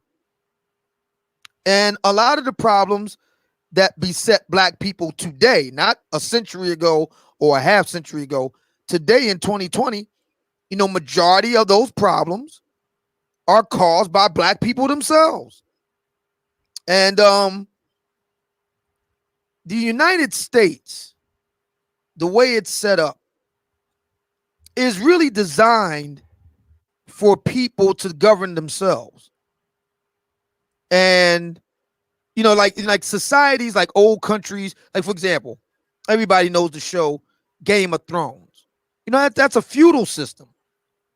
That's presided over by a monarch. And, all the people, they have arranged marriages and stuff. That's a top-down approach. In America, it's a bottom-up approach. We the people. So, you're supposed to be the kind of self-regulating citizen that's able to choose a mate for yourself, that's able to govern and regulate yourself. But that requires a degree of education. It requires a degree of home training, as we would say in Black America. It requires a degree of virtue. That's why religion is so important. There's some ingredients that go into that. what a lot of black people don't want to admit is that we're severely lacking in these areas. We don't want to admit that because we're undeveloped. Shelby Steele talked about this. We have been oppressed. There's no doubt about it. Nobody can deny that black people are starting from behind the 8 ball because of a very real legacy of slavery. That's a real thing. I don't deny that. The problem is, what do we do now? Okay, we acknowledge that. Now what? And the now what is reparations. The now what is we gonna, make white folks feel bad about themselves. Let's assume all that happens. That still doesn't change the fact that we got to develop ourselves. There's nothing that's going to get in the way of that. You still have to develop yourself. After the reparations are paid, after you tell white folks about themselves, you still have to develop yourself. And nowhere is your development more important than in relationships, because relationships is the stuff of life. If you can't get along with people, you won't succeed. And that's especially true in America. Why? Because America is about the First Amendment, which is freedom of association, voluntary relationships. If you can't get along with people, you're not going to make it. And black people can't make it because, black people aren't making it because many of us don't have the skills. Relationship is a skill. Being able to get along with others is a skill. And a lot of black people don't have the skills, and we see the results every day. As much as we don't want to admit it, the outcomes can't be denied. You want to talk about family wealth? You want to talk about black wealth and all that? The solution, get married, stay married. You build up wealth. It's real simple. A lot of black people don't want to do that. Now, that's fine, but then you have to accept the fact that as a general proposition, notable exceptions notwithstanding, when you're single, you don't tend to accumulate a lot of wealth. Generally. There are notable exceptions, but generally, that's true. And that's true even for black people. We can look back in our own history and see that we had a higher net worth as with black family than we do today, comparatively speaking. So, anybody that talks about black wealth and you don't bring marriage into the equation in the United States, you can't be taken seriously, because the people who do well economically in America tend to be married. That's just a fact. And that includes black people. That's just a fact. You can't get around it. But because many black folks don't want to do that, don't have the skills to do that, aren't willing to develop the skills to do that, this is why one reason, I'm not saying it's the only one, but one reason why we continue to stay behind the 8 ball. Hey, we can do that, but my thing is, don't be mad when you get the predictable results. Well, let's talk about because you always hear people, you got to put things in a context and all this kind of nonsense. What do you think that derives from? Like, why is it that way? Like, not that really matters because we are where we are, but what do you think makes us, specifically us black folks, why can't we do things the way other people do things? Why can't we have a higher marriage rate? Why can't we have a lower out of wedlock rate? Why can't we have a lower poverty rate? What is at the root cause, in your opinion, for these things? The late John Ogbu, he was I want to say Nigerian, definitely from Africa, black scholar, and he's now deceased. He did a study is known as the Shaker Heights study. You can look this up, John Ogbu. And Shaker Heights, Ohio, is a prominent middle-class black suburb. So we're not talking about kids in the hood and people in poverty and that sort of thing. He found that the children of these black professionals in Shaker Heights, Ohio, had the same educational outcomes as poor kids in the hood. And the reason was because of the oppositional culture. Black folk have developed a culture of opposition to whatever white folks is doing. We're going to do the opposite. Now, you can make Dinesh D'Souza talked about this in his 1995 book, The End of Racism, as well. Now, you can make a case that at one time in Black American life that was needed. That was a cultural adaptation to oppression and Jim Crow and so forth. You can make a case for that back then. But in late 20th century, early 21st century life, you can't make that argument anymore. I mean, it's become counterproductive. It's become counterproductive. So for a lot of black folk, we want to do things that runs counter to the way things actually works in Black America, because we call ourselves going to fight against a man or something like that. All you're doing is fighting against yourself. You're hurting yourself. The way to get ahead in America, black, white, or otherwise, is through education, hard work, marriage, faith. I mean, that sounds jingoistic, but it's the truth. It's the truth. A lot of black folks are cynical because a lot of black folks are afraid. A lot of black folks are cynical because a lot of black folks are lazy, to tell you the truth. A lot of black folks are cynical because a lot of black folks have a very dim view of life. But if you get out and about and you study and you observe people, the simple truth is the way to get ahead in America, again, education, hard work, family, faith. You want to get ahead and you're serious, that's what you do. Especially now when black folk have never been freer. That's the simple truth. The reason why a lot of black folks don't do that is because of the oppositional culture piece. I mean, again, it's a free country. The great thing about America is you have every right to live any way that you want. Just don't get mad when you get the results. So this is the reason why black folks from other areas of the world come here and blow right past us. You know why? Education, hard work, faith, family. And it's going to get harder and harder for us to make the racism argument stick as more and more black folks from around the world come here and blow right past us. It's going to get harder and harder to make that stick.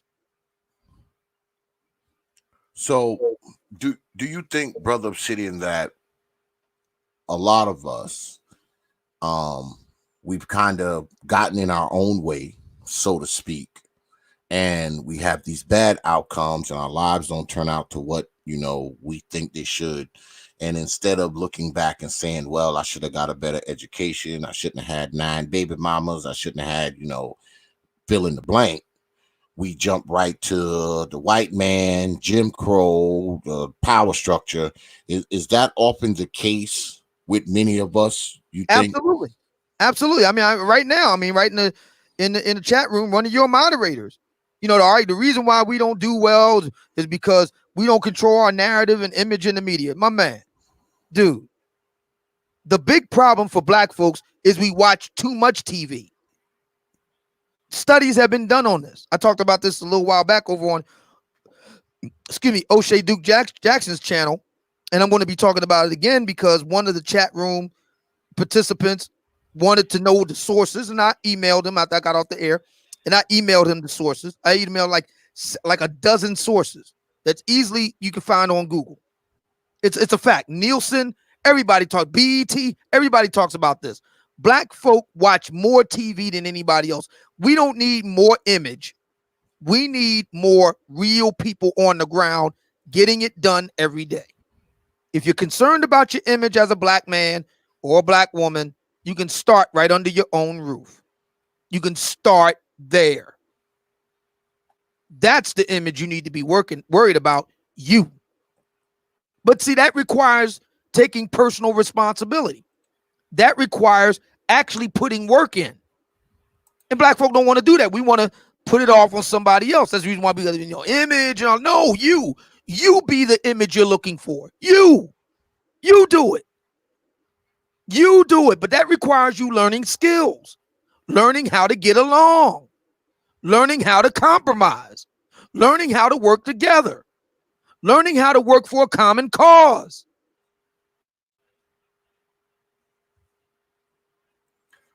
I know it frustrates the hell out of me because it often seems like we as a people, we kind of look to whatever's going on in a collective sense, so to speak. We try to apply it to us individually because, you know, we hear people say, well, you know, the white man got his boot on our face. He's got his hands around our neck. The white man ain't gonna let you do nothing. You work for the white folks. You know, you hear all this shit. And to me, it just seems like we're taking a problem that is more of a quote unquote collective issue, and we somehow get to apply it to us individually. But at the same time, people will tell you that, oh, you're not an individual, you're a collective. But wait a minute. You're taking this collective thing and you're applying it to yourself individually. And when you turn around and say, hey, look, man, I mean, the white man ain't stopping me from doing shit.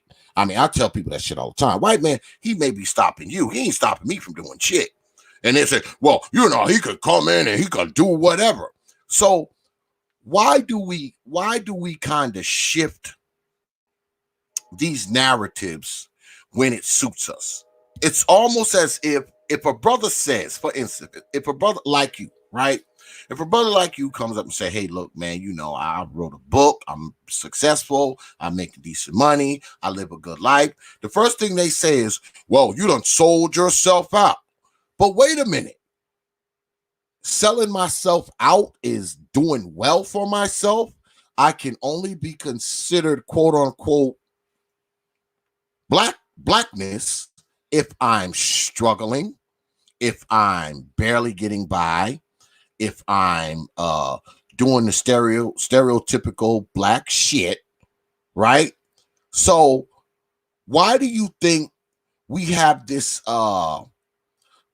struggle culture of, you know, the only thing that makes you black is if you live through some type of struggle, or, you know, you was on the cheese line, or you know, you can barely get by, and you know, you grew up in the projects and all this kind of nonsense.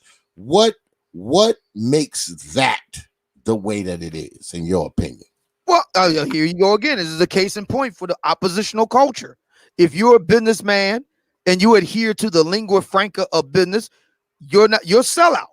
If you believe in more traditional values or whatever, you're selling out. I mean, all this nonsense. No, you're just an American and you do what's proven to work. That's all it is. But you know, for a lot of black folks, you know, see, a lot of this is psychology. For a lot of black folks, the real reason why they're against this is because if you succeed, then what does it say about them? Like you said before, white man ain't stopping you from doing business. White man ain't stopping you from being successful. So what does that say about them? If the argument that the all-pervasive power of racism is what's holding black folks back, how do you explain businessmen successes like yourself? Where's the white man at? Where's all the racism at? What it does is it turns the mirror back around on them. And see that you can't handle that. You know, the worst place to run this type of game is America. Because like I said, there are people coming here all the time blowing right past you. And increasingly now, they're non-white. You know, they're Hispanic, they're Asian, they're black. How do you explain them getting by? Where's the racism? You just can't play. At some point, you gotta look at yourself, and that's hard. That's hard. Well, And the way people to will get ahead in say America is through people. the family. That there's just no Well, getting around that fact. people will say that the reason why we're able to do, because I've heard this told to me quite a few times. Well, the reason why you're doing what you're doing is because see, you play the white man's game. What the fuck does That's that true. mean? That's true. You're right. You did play the white man. No, wait a minute. Hold it. See, that's supposed to be a spark of shame. No, it's not. That's right. You learned the game and you played it and won. They didn't learn the game and they didn't play it and they lost. They're right. You played the white man's game and you won. The solution, therefore, ergo, maybe these people need to take a page out of your book and they can learn how to play a little bit of the white man's game and they can win. But see, what they want to do is use reverse psychology on you and tell you that you're the problem because you went by the white man's. No, that's bullshit. No, you didn't learn how to assimilate. And so therefore, you lost. America is a melting pot. If you assimilate and you learn the game and you learn the rules, you will do well, regardless of your race. But there are many black folks that refuse to do that. And that's why they lose. Not because of racism, not because of slavery, not because of Jim Crow or the Klan, but because of their refusal to blend in. You blended Well, I in, mean, Brother Xavier. I They didn't.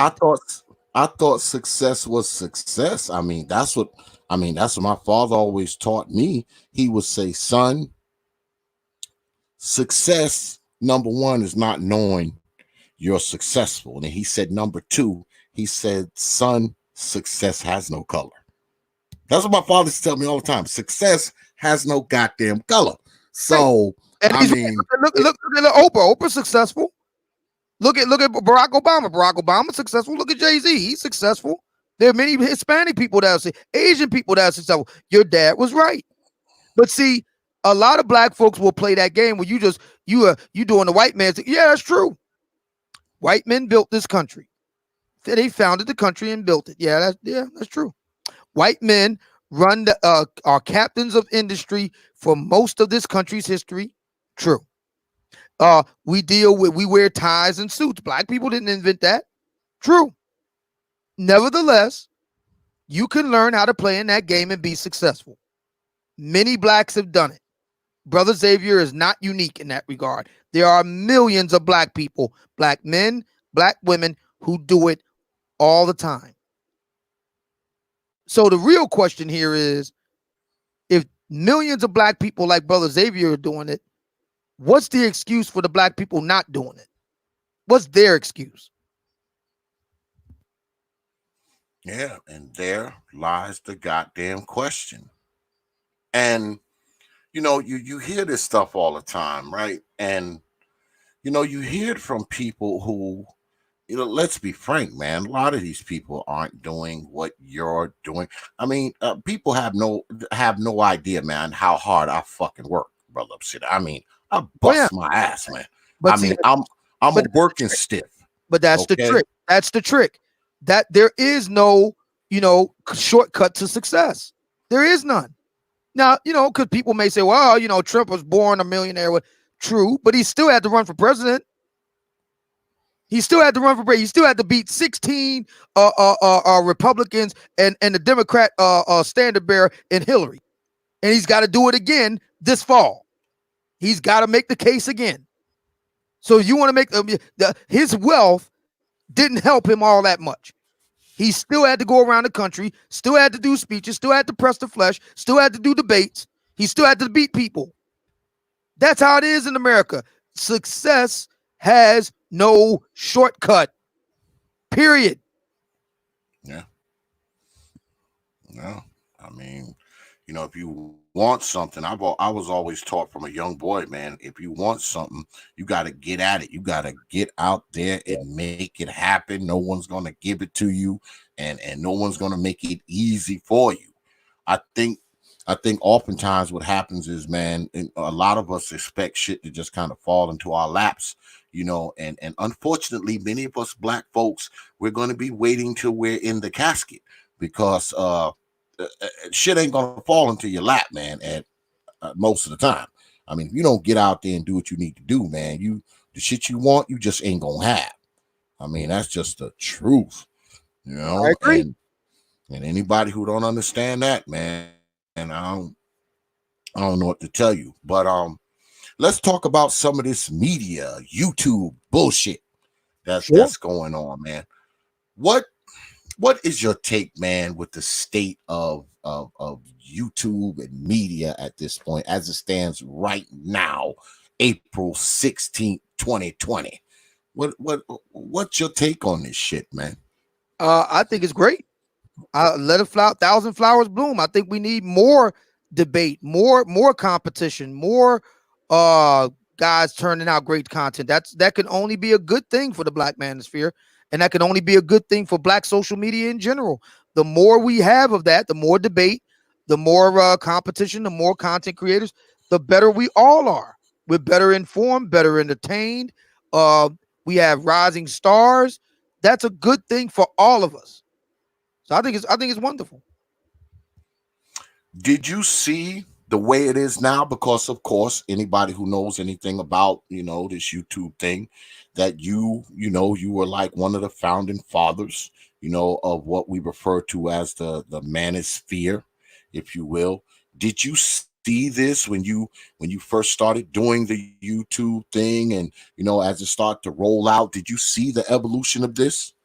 Actually, I did. I mean, I was hoping that we will be able to branch out and others will come along and add their contributions. And I think people see. I have a different take on what would be considered beefs or controversies or calamities. I see those as necessary growing pains, and I see those as good things as long as we can capitalize on it and grow from it. I think it's a good thing. Now, it only becomes a bad thing if we never grow from it, if we never improve. But as long as we improve, I think it's a good thing. So back to the book. You've penned the book. So I assume at some point there's going to be a book tour. Yeah, Um, not this year. Matter of fact, one of the stops that I wanted to do for the book tour was the Essence Music Festival, and it was announced in my local Black newspaper, the Philadelphia Tribune, one of the country's oldest Black newspapers. It was announced, I think it was yesterday, that the organizers for the Essence Music Festival has decided, in light of the coronavirus pandemic, not to hold it this year. It's usually over the 4th of July weekend. They're not going to do it this year. They're going to hold off until 2021. I strongly suspect all the other tour dates that I have projected for the book tour, they are pretty much going to be scuttled for this year. So I'm just reshuffling the deck and getting everything ready for 2021. So like I said earlier, it's actually been a blessing in disguise for me because that gives me more time to raise money. Now I can not only just raise money for the Book of Obsidian, but it gives me an opportunity to raise money for the follow-up books. Like I said, I'm working on 2 follow-up books as we speak. I'm getting my notes together for a book that I plan to write this summer. I want to do it during the summer months. And then I'm working, my second book is going to be the book that I just got finished talking about. That's not going to be based on any columns that I write. That's going to be just a straight ahead me just writing the book straight up. Whereas the Book of Obsidian Volume 1, I guess you could call it, and the follow-up Volume 2, they're based at least in part on columns that I wrote for the negromanosphere.com, as well as columns that I send out to my members only. So I'm working on 2 additional books right now. And I had already projected a series of books. My plan was to drop a book every year this decade. So including a memoir. So I'm right on track. So it all ends up being a good thing for me because this gives me more time to get my ducks in a row. And then in 2021, I can really, go out the gate with a bang. So, yeah. So who's your book for? Is your book for black men, black women, black men and women, white folks, Latin? Is it for anybody? Who'd you write this book for? Who'd you write the book for? Yeah, the subtitle, the Book of Obsidian subtitle is a manual for the 21st century Black American gentleman. And I felt that there wasn't a book that spoke to Black men in a way that I would like to see it done. And so I took the opportunity to step into the void and write something that hasn't been done before. I'm not going to sit here and say that I'm a all original stuff or whatever. I'm not going to sit here and claim to be a great innovator. But what I will say is that what I'm talking about has never been aimed at a Black male audience before. I will say that. It might have been aimed at a general male audience or just a general audience, period. But there's never been anything that has been specifically directed at Black men. And because I'm publishing the book myself, because I'm seeking investors to help me bring this book out and the other books out, www.gogetfunding.com, the Book of Obsidian. The reason why I'm doing all of this is because I can write the books the way I want and target them to specific target demographics the way I want. I don't have to worry about publishing houses, and their concerns. When you're able to do things on your own and flying under your own banner, so to speak, you can write things the way you want. And I think, again, this is wonderful. I'm really excited about this. I mean, there's never been a better time to be a Black man.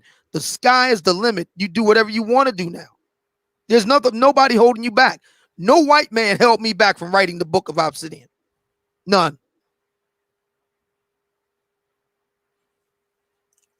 I think we got too much of the white man in our heads. Because you hear it so much, the white man this, the white man that. Now, of course, I don't freaking believe that shit. Now, don't get me wrong. People have heard me say this before. I believe that, the white power structure does have an effect on Black people. But I've always taken the fact that that's the case. I've always used that as a motivator to try to be better, to try to have more, to try to work harder, to try to make a better life for myself.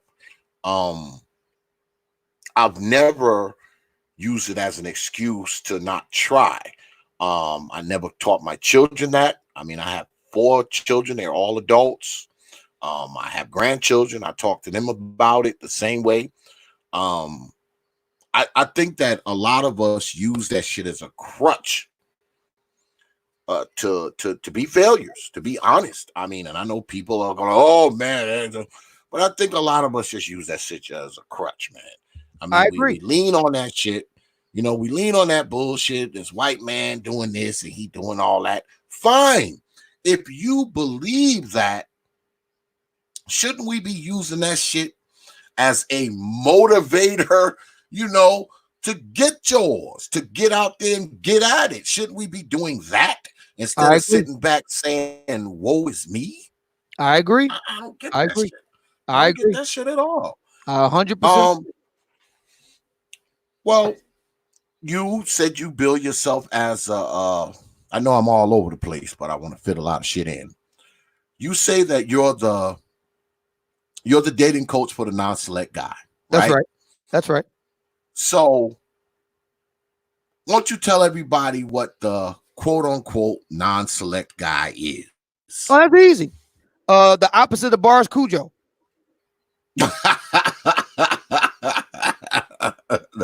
the opposite of bars Cujo.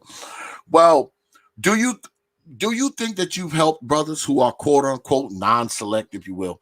Do you think that you've helped brothers with the things that, you know, with your radio show? Because a lot of people don't realize that you're not just a guy, you know, that's on YouTube.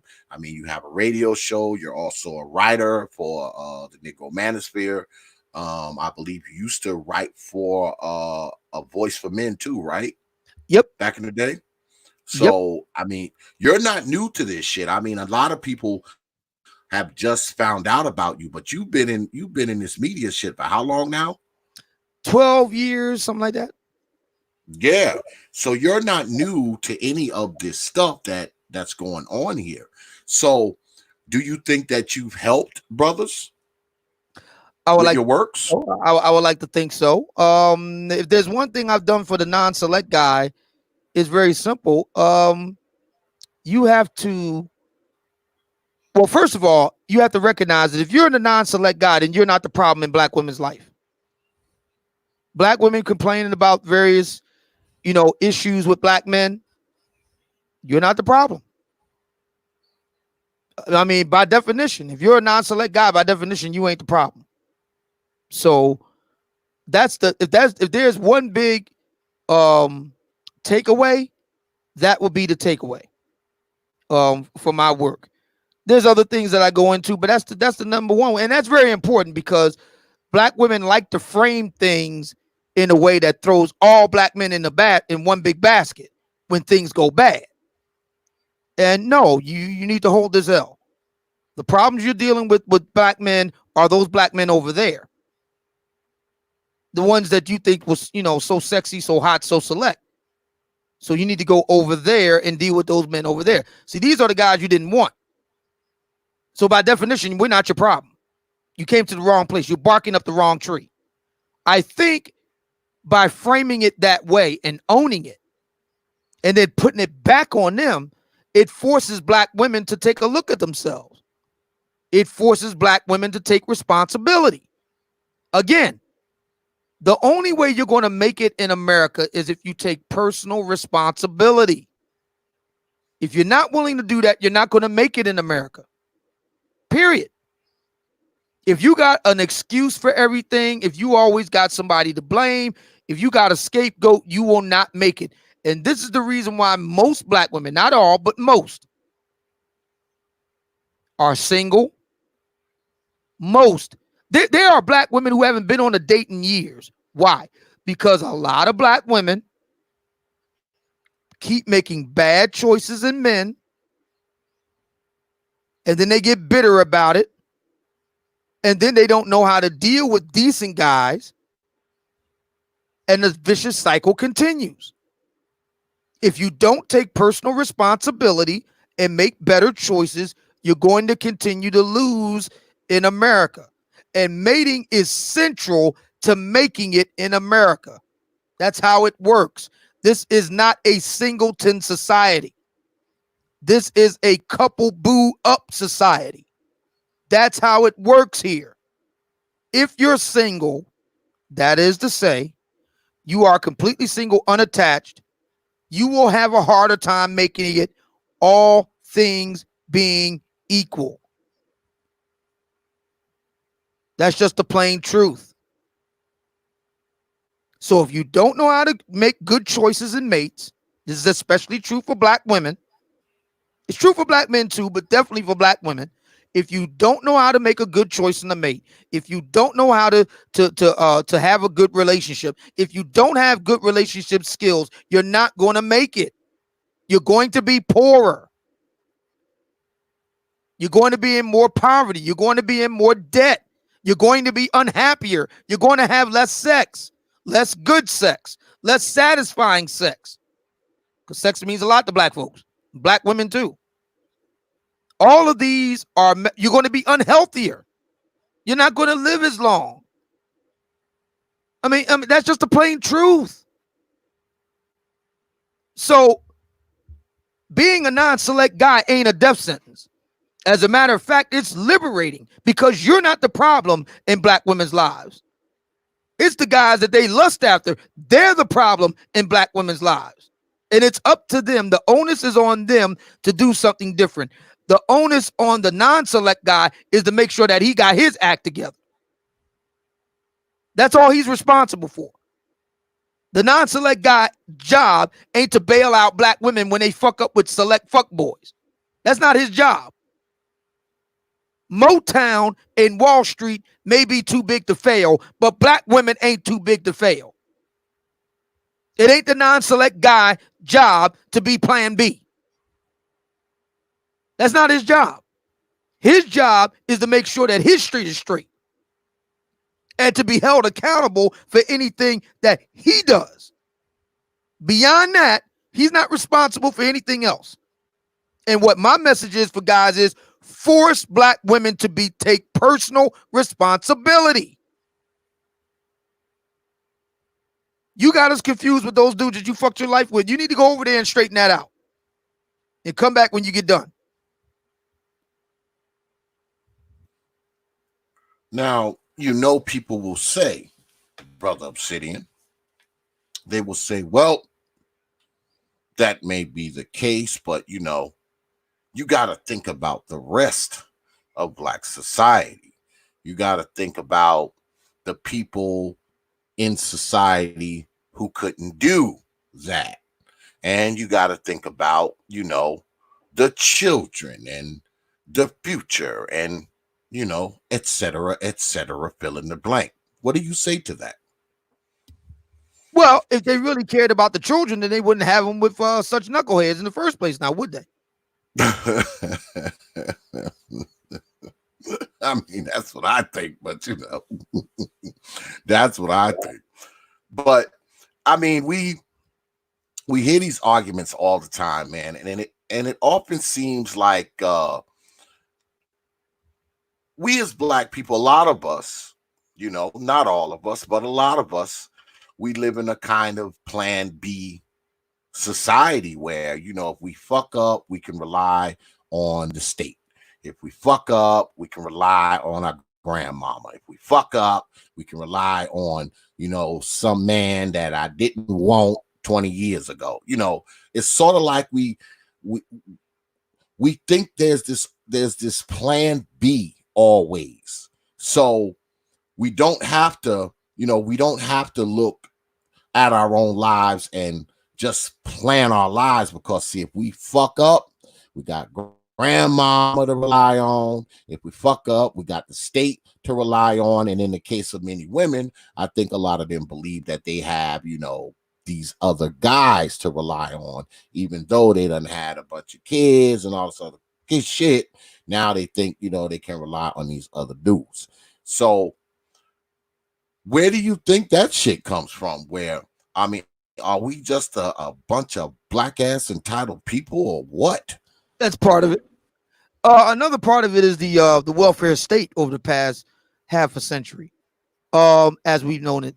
And yeah, I mean, you know, during this time of the pandemic, you know, this ought to give black folks, you know, all of us, you know, something to really think about, you know. But unfortunately, that's not the case. But to answer your question, yeah, the welfare state has engendered a lot of bad behavior. Among them is a real overweening sense of entitlement on the part of a lot of black women. And, you know, I think that it will solve itself in part because of the pandemic, but other forces as well. One of those forces being that, you know, the non-select guys aren't playing along anymore. They're not playing ball. So, and black women are slowly getting a clue. Yes, very, very slowly. But let me ask you about you, because now when I see you on your thumbnails, you're suited up, you have on a nice tailored suit, you're rocking the cane, you got the tie, sometimes the hat. That wasn't always you. That wasn't always you.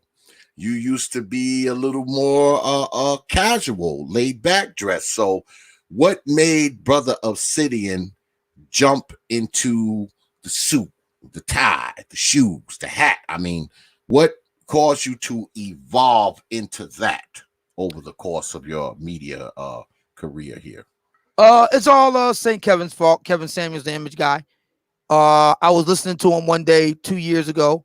Well, actually, it was the fall of 2018, and he was talking. And I was looking at how brothers were reacting to him, simply saying, you know, if you want to get ahead in life, you know, you need to suit up. And they just savaged him. And I said to myself, you know, you've been doing this at that point 3 years, or going on 3.5 years, and you've done well. And you're a businessman now. It's time that you look like one. So I got up right then and there, went downtown to a place called the Suit Store on Chestnut Street in Philly, and got me a nice charcoal gray 3-piece tailored suit, and I never looked back. Well, I already know the answer to this question, but I'm going to ask it anyway. Do you see that are you treated different now that you're always rocking a suit as opposed to when you were a little more casual dress? Are you treated differently, and in what way? Actually, am I treated differently? I'm treated a lot differently than before. It's interesting. Black women had a very different take or view of me. I remember when I first started out, and I'd be having my harsh critiques of black women. They, you know, they make their comments about my appearance or whatever. But I noticed after I suited up, they got real quiet, and they didn't really have much to say after that. So I've noticed since then, the main critiques that I've gotten have been from other black men, strangely enough. So yeah, that now, you know, make sense. That's really odd, but yeah. Well, you notice that up here that 9 times out of 10, when somebody's talking about how you look, it's usually another brother, not a female, which to me is just all kinds of crazy. Because it's like, you know, I always thought that as men, we always dealt with each other on the merits of our arguments and or our disagreements, not, you know, you ugly, you got a big head, you short, you fat, you got a big nose, you got whatever the case may be. Well, part of that is an outgrowth of the fact that most black men today came up in a female dominated environment. That's part of it. The other part of it is because they don't have any arguments. You know, when you know this from holding debates here on this channel, the minute your interlocutor attacks you personally, you've lost.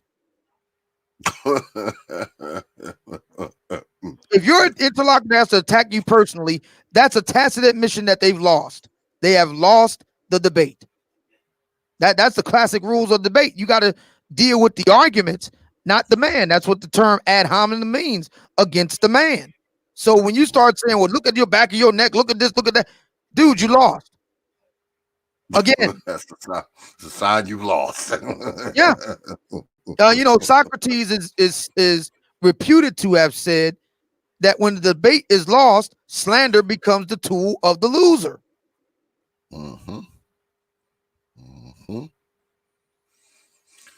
I don't think many of us grasp that, though. I mean, this is media, so I mean, you can't even be surprised with shit like that, man. You see such crazy shit up here.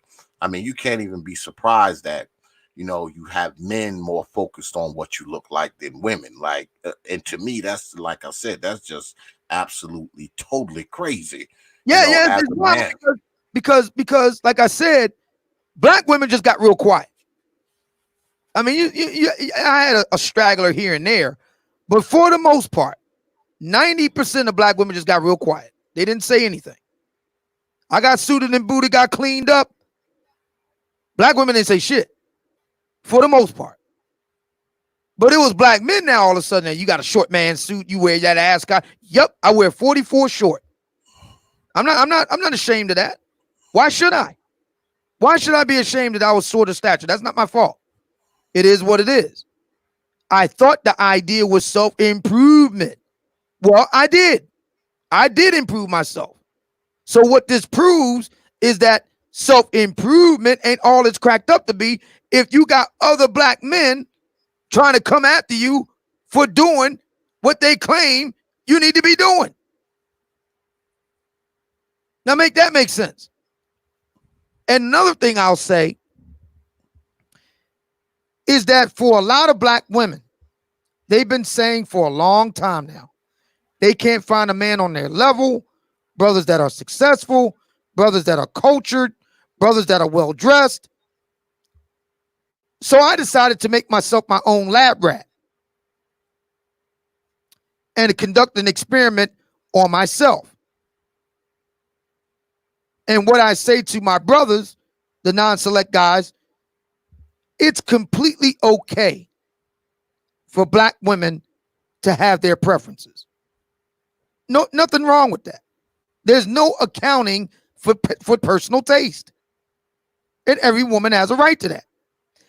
But what black women can't say is that there aren't successful brothers, that there aren't brothers on their level, that there aren't brothers who know how to dress, that there aren't brothers who know how to express themselves, that there ain't brothers that ain't about nothing, that there ain't brothers that know how to show them a good time. They can't say that. All they can say is, he ain't my cup of tea. And that is huge. Well, I know that, you're the guy who coined the whole, BFF thing. And a lot of people are going that route. They may not necessarily, a lot of people on YouTube are going in that route. Now, they may not necessarily call it what you call it, but they are of, let's say, the BFF talking point ilk, if you will. Do you think that you are responsible for these guys? Are these guys your quote unquote sons, as people often say? Yes, as a matter of fact, I love the idea of them being my sons. That gave me the idea, and I'll say his name, Taz. Thank you, Taz. Thank you for giving me the idea of the Obsidians. The Obsidians. Yeah. Gave me the idea of I hear somebody in the background laughing. It gave me the idea of the Obsidians. And that's what I decided to do. That it came at the same time that I was working on the book. So, the dojo, the Obsidian dojo, the gentlemen of Obsidian, or just simply put, the Obsidians. That will be my legacy. Making a whole bunch of me. Me. Well, according to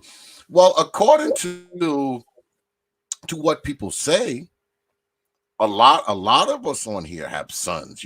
People who talk what we talk. A lot of people say that a lot of us are sons of Sotomayor, if you will. I mean, a lot of us are considered his sons. Which I consider to be a great compliment. Thank you. Because Tommy Sotomayor was the inspiration.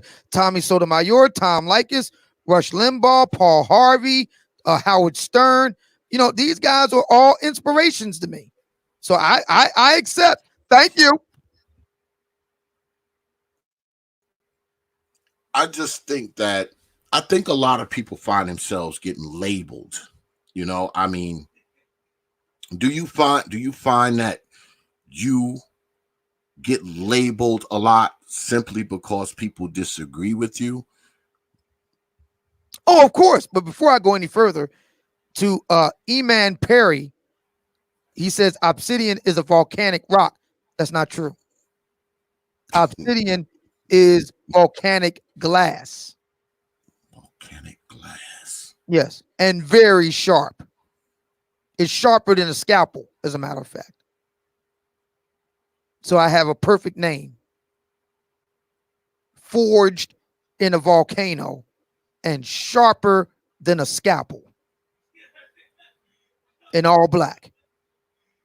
I love it. I love it. Thank you. Yes, to go back to your point, of course. Of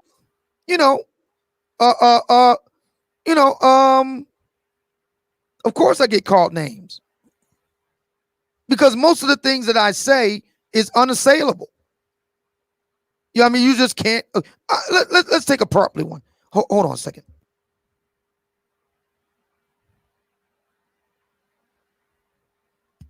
I had to take a drink of water. Let's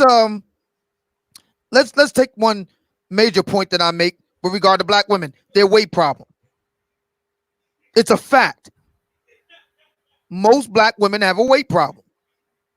And if your response is to say everybody has a weight problem, then you agree with me that black women have a weight problem. If your response is, well, black men got a weight problem, then you agree that black women have a weight problem. If you say, well, look at you, well, okay, so you agree that black women have a weight problem. So since we all agree that black women have a weight problem, the question now is, what do we do about it? My solution, she'll have the salad. It's in the book of Obsidian. Since black women have a weight problem, and since it's clear that their methods have not worked, I propose my method. She'll have the salad. When you take her out to go eat, she'll have the salad. You have whatever you like, because nobody's accusing you of being precious when you walk down the street. Okay? You're not taking up 2 seats on the train. Okay? You're not shopping for the big and tall store, even though you're like my height. Okay? So therefore, ergo, and also you're paying for it. So therefore, ergo, you have whatever you like to have, but she will have the salad. Why? Because her methods of slimming down have not worked. And since it is our responsibility as the leaders of the community, then we must step in as black men and help our sisters in the cause to battle the bulge. She'll have the salad. Yes. Yes. Thank you for coming to our establishment. And are you ready to order? Yes. I will have the porterhouse steak and mashed potato and steamed broccoli with a nice cup of root beer. And she'll have the garden house salad, vinaigrette dressing, no croutons, none of that other stuff. Hold the roll and sparkling water. Thank you very much. Thank you.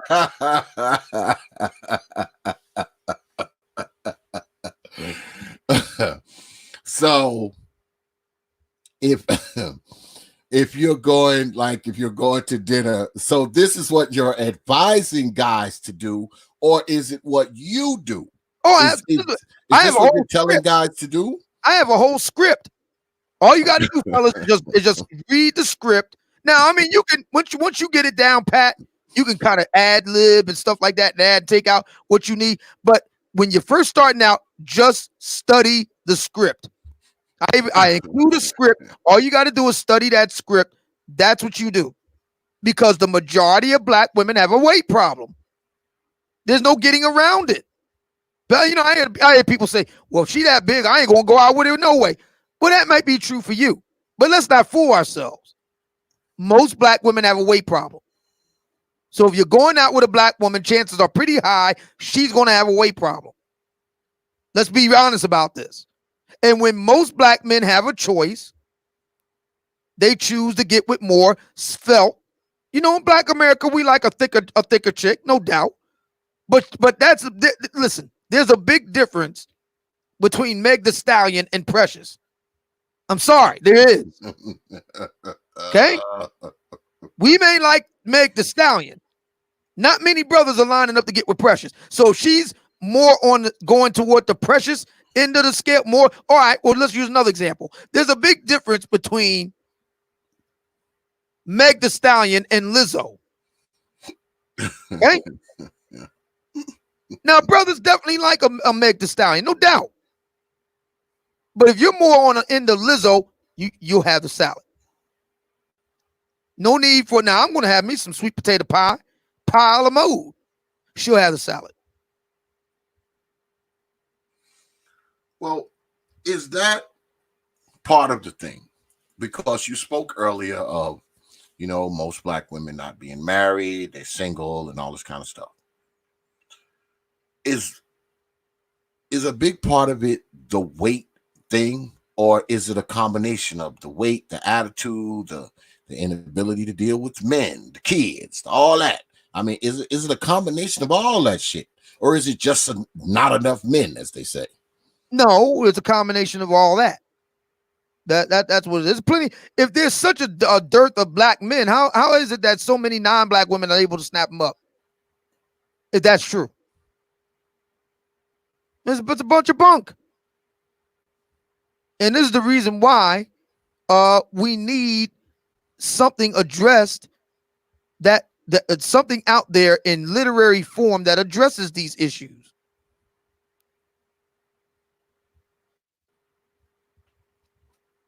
Well, I've heard brothers say that, and then because I talk to a lot of different brothers all over YouTube, and I've heard a lot of brothers say, that nowadays, black women just aren't that attractive to them. They either overweight or they just flat out ugly, or fugly, as they say, all kinds of shit, notwithstanding, the kids and the weight problem and all that other kind of shit. I hear a lot of brothers say that, the black women that they have access to just don't look worth the shit. Do you think that plays a part in it? Are we lacking in the attractiveness factor? Absolutely, that's part of being when it comes to our women. That's part of being antisocial. When a woman in general, black woman in particular, just lets her appearance go, that's being antisocial. Being unattractive as a black woman, that you are committing a kind of pollution. You're a litter bug visually. You're a visual litter bug. That's what you are. You are committing a pollution. That is visual pollution for a man. A man does. Did you know that they studies? Did you know that they've done studies on this, and they found that being around unattractive women actually takes years off your life? Did you know that? There've been scientific studies on it. People say, "Oh, you're a dirty old man" or whatever. You want to know what? You want to know what the true elixir of youth is? Hot chicks. Look at Hugh Hefner. He said hot chicks. It's true. It's scientifically proven. Being around unattractive chicks shortens your lifespan. Wow. Black women have a moral obligation to be hot, or to be at least as attractive as possible, controlling for age.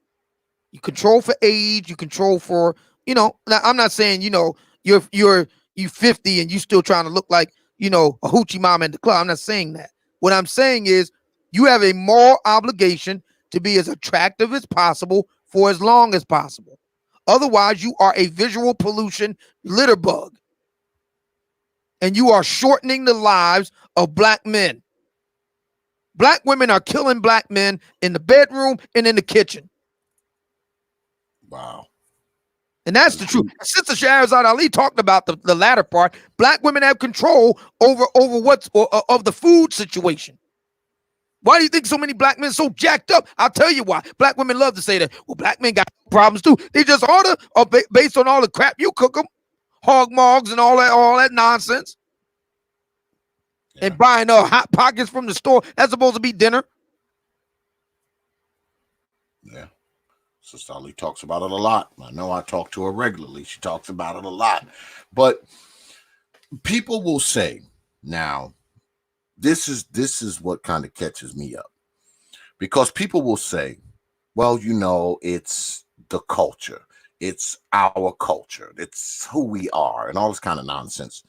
I don't buy that shit, man. I don't buy that this shit is our culture, especially when you hear these same people talking about how it's American culture and we got it from white folks. Now, it can't be, you can't have it both ways.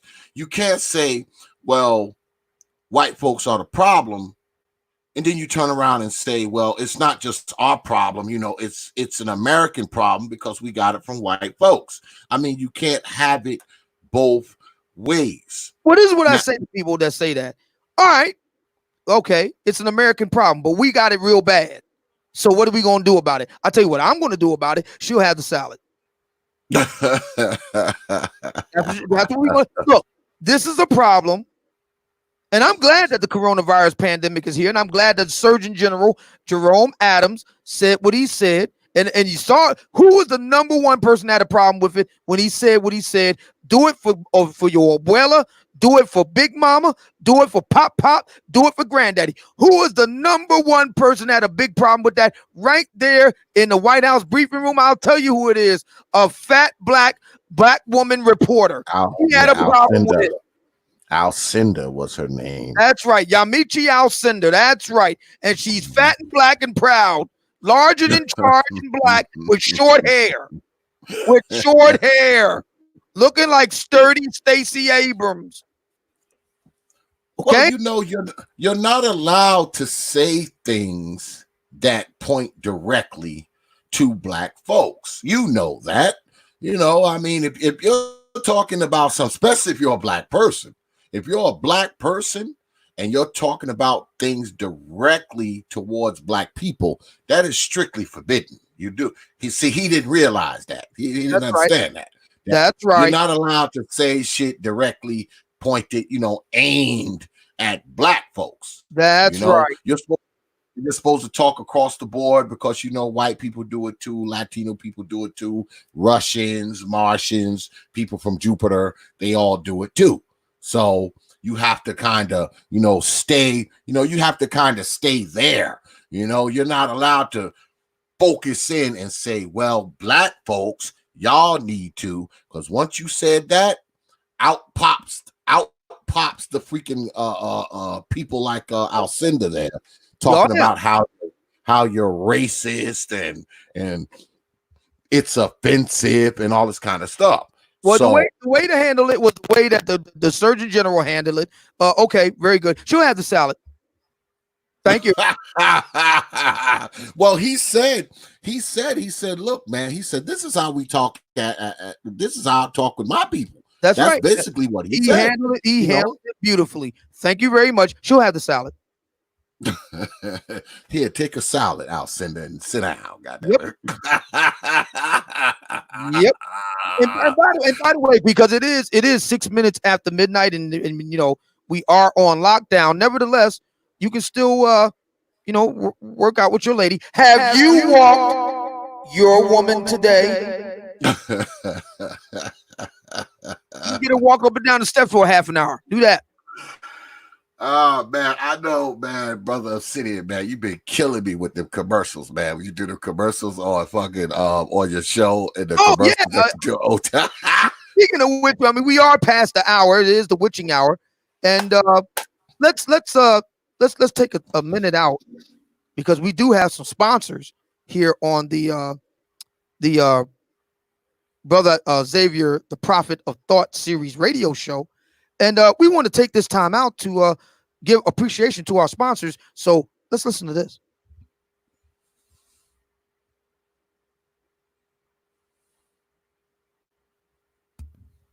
And now a word from our sponsor. Not feeling like the man you should be? Looking for some real self-improvement? Tired of trying all that nasty, chalky tasting creatine, C4, whey-based stuff that doesn't really give you the pump up results you're looking for? Try masculine energy drink. Made with the finest ingredients around. It's the yellow tops and the WMD of the gym. Comes in great flavors too. Bitch made berry, purple drank flavor, red bone cherry, ratchet raspberry, and many, many more. It's masculine energy drink. Be a real man. Get in the gym and drink a whole gallon of masculine energy drink. And mac on these hoes, ladies, all night long. Get your masculine energy drink at GNC, Walgreens, Amazon, eBay, Walmart, Target, and other fine major retail outlets, or simply call 1-800 masculine energy today. And by the way, just for today, just for Obsidian Radio Zoomcast listeners, if you buy 3 gallon jugs of masculine energy drink right now, you'll get a free copy of Hooked on Phonics. That's right, ladies and gentlemen. If you get 3 gallons of masculine energy drink, if you get it right now, you will get a free copy of Hooked on Phonics. That's 1-800 masculine energy. Get yours today and unleash that dumb inner jock. And thank you. Welcome to Pumping Up with Hans and Franz, the informative training program for the serious weightlifter. Welcome. We're back. Live. Once again. Alive right now. Yeah, all right. I am Hans. And I am Franz, and we just want to pump you up. And we got one more right here. Let's do one more, brother. We got one more. Go ahead, brother. Obsidian. Now, a word from our sponsor. Just when you thought they couldn't get any better, the makers of masculine energy drink does it again with the all-new masculine energy body wash. That's right, fellas. After getting your pump on at the gym on some real self-improvement, you might be feeling a little bit funky. Not to worry, though, because now you can wash your nasty ass in confidence with masculine energy body wash. Comes in great scents to make the ladies tingle, too.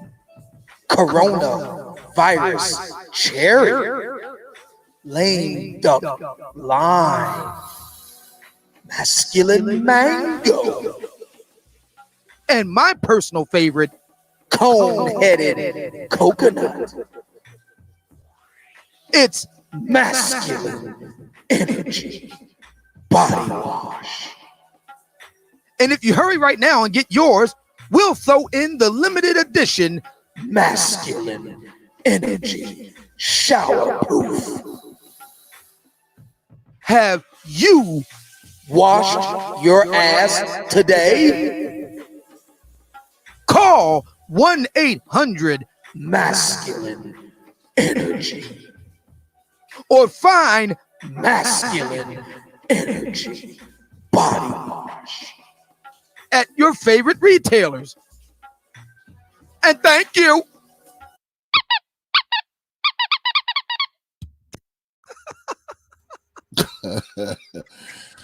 Oh, but I mean, what brought that along? I mean, what made you started doing those? It did not see this. This gives you a insight into my depraved mind. So I do my podcast, and I actually do a live show, and I actually approach what I do as a radio show. I always wanted to do radio, and I always felt that black men deserved our own radio show, a real live radio show. So a real live radio show ain't a radio show without sponsors. So I decided to make my own commercial spots. And I would base them on things that stuff I would observe or certain people or whatever. I get an idea and I jot it down, and then I go and write me up a little script, and I practice it a couple times, and then I hit the record button and just record it and put the music and all of it would come together in my head, you know. And I've always been something of a a smart ass, so it all just comes to me. Well, I think I think the shit is genius because I used to work in radio, and I used to have to read commercials and shit like that. So I kind of understand what you're doing, and I think the shit's hilarious. I think the shit's fucking hilarious, man. So I don't want to keep you for too long, brother Obsidian, but what do you think? What do you think is the biggest problem people have with you? I mean, what do you think the biggest problem people have with you? I think the biggest problem they have is that I'm good at what I do, and they can't stand it. They can't stand it, but they can't stand not to listen. So I get a lot of people that just hate me that listen anyway. They hate my guts. I get letters and stuff like that. Oh, I hate you, and whatever. But they tune in anyway, and I think it's great. I call it the Howard Stern rule. Howard Stern talked about this years ago when he was in starting out with radio. He found that he would have more people that hate him than like him tuning in. So I call it the Howard Stern rule. So, yeah. A lot of people, it's hard for them to admit that what I'm saying is true, so they get mad at me instead. Shoot the messenger. So do you think that's a big, is that a big part of your audience? The people who, listen to you for the simple fact that they don't like you, but they tune in. Do you think that's a big portion of your audience? Oh, yeah. Now I don't know the exact number, but it would not surprise me if at least half the audience just straight can't stand my guts. Yeah. I wouldn't be surprised. So where's the Obsidian Media Network going? Like, I know you're on radio. You're on radio now. Yep. Is this something that you're going to grow? Is it down the road? Where are you trying to take it down the road? I certainly hope so. What I would like to ultimately do is stream my own show from my own website. So and the original plan was to do that in 2021, but in light of the coronavirus, I may have to push that back. We'll see. But that's the original. That's the ultimate plan, is to do my own thing, kind of like my own version of satellite radio, but just flying under my own flag instead of being on Sirius or whatever. And that's the goal, is to expand the business. Like I said, I'm working on the books, and I always wanted to try my hand at the movie and TV type of thing. Behind the scenes with that. So that may be in the offing in the next 5 years, and just expand the brand and keep doing what I'm doing.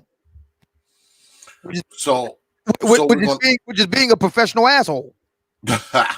So we're going to see more of you on Mixler, right? Because I know you're doing Absolutely. more private. You're doing more private shows now. But yeah, are we going to see you more on Mixler? Yep, more on Mixler. I will be on Mixler right now on Saturdays. I got something planned that I want to do something else once a week, and then I'll do my Zoomcast. So I'm doing a bunch of different things right now. The coronavirus has prompted me to kind of shuffle the deck, and I'm glad. I mean, the one thing I've learned in this business is your survivability and viability is wholly dependent on how nimble and adaptable you are. The more nimble and adaptable you are, the better off you are. If you're not able to adapt, if you're not very nimble, you're not going to make it. I see that you're back on YouTube. Are we going to see more of that? Absolutely. Right now, I'm focused on doing, getting back to the old school. There you go. Getting back to the old school podcast format. So you're going to see a lot more of that. And I got some other things I want to work on too. But the ads, I love doing the ads. So you'll definitely be hearing a lot more of that on my podcasts, and got some other stuff I'm working on. You're going to continue to be a regular on the Brother Pill with ODJ and Brother LAR as well, right? Yeah. This is the 4th season, and I'm going to be sitting in with them this season. So I'm really excited about that too. Okay. So you got a lot of shit going on, man. When do you ever sleep, brother? When you ever sleep? I try to get in at least 4 hours a night, but sometimes I do, sometimes I don't. Yeah, well, all I can say is this, man. I've listened to you for a long time.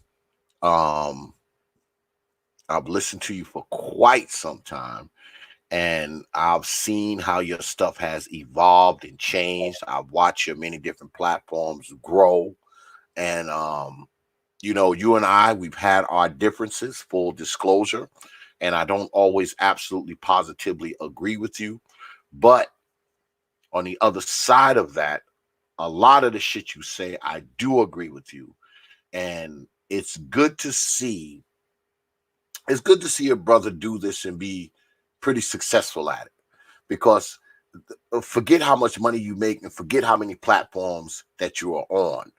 When you have a lot of people talking as much shit as they talk about you, that means you're doing something right.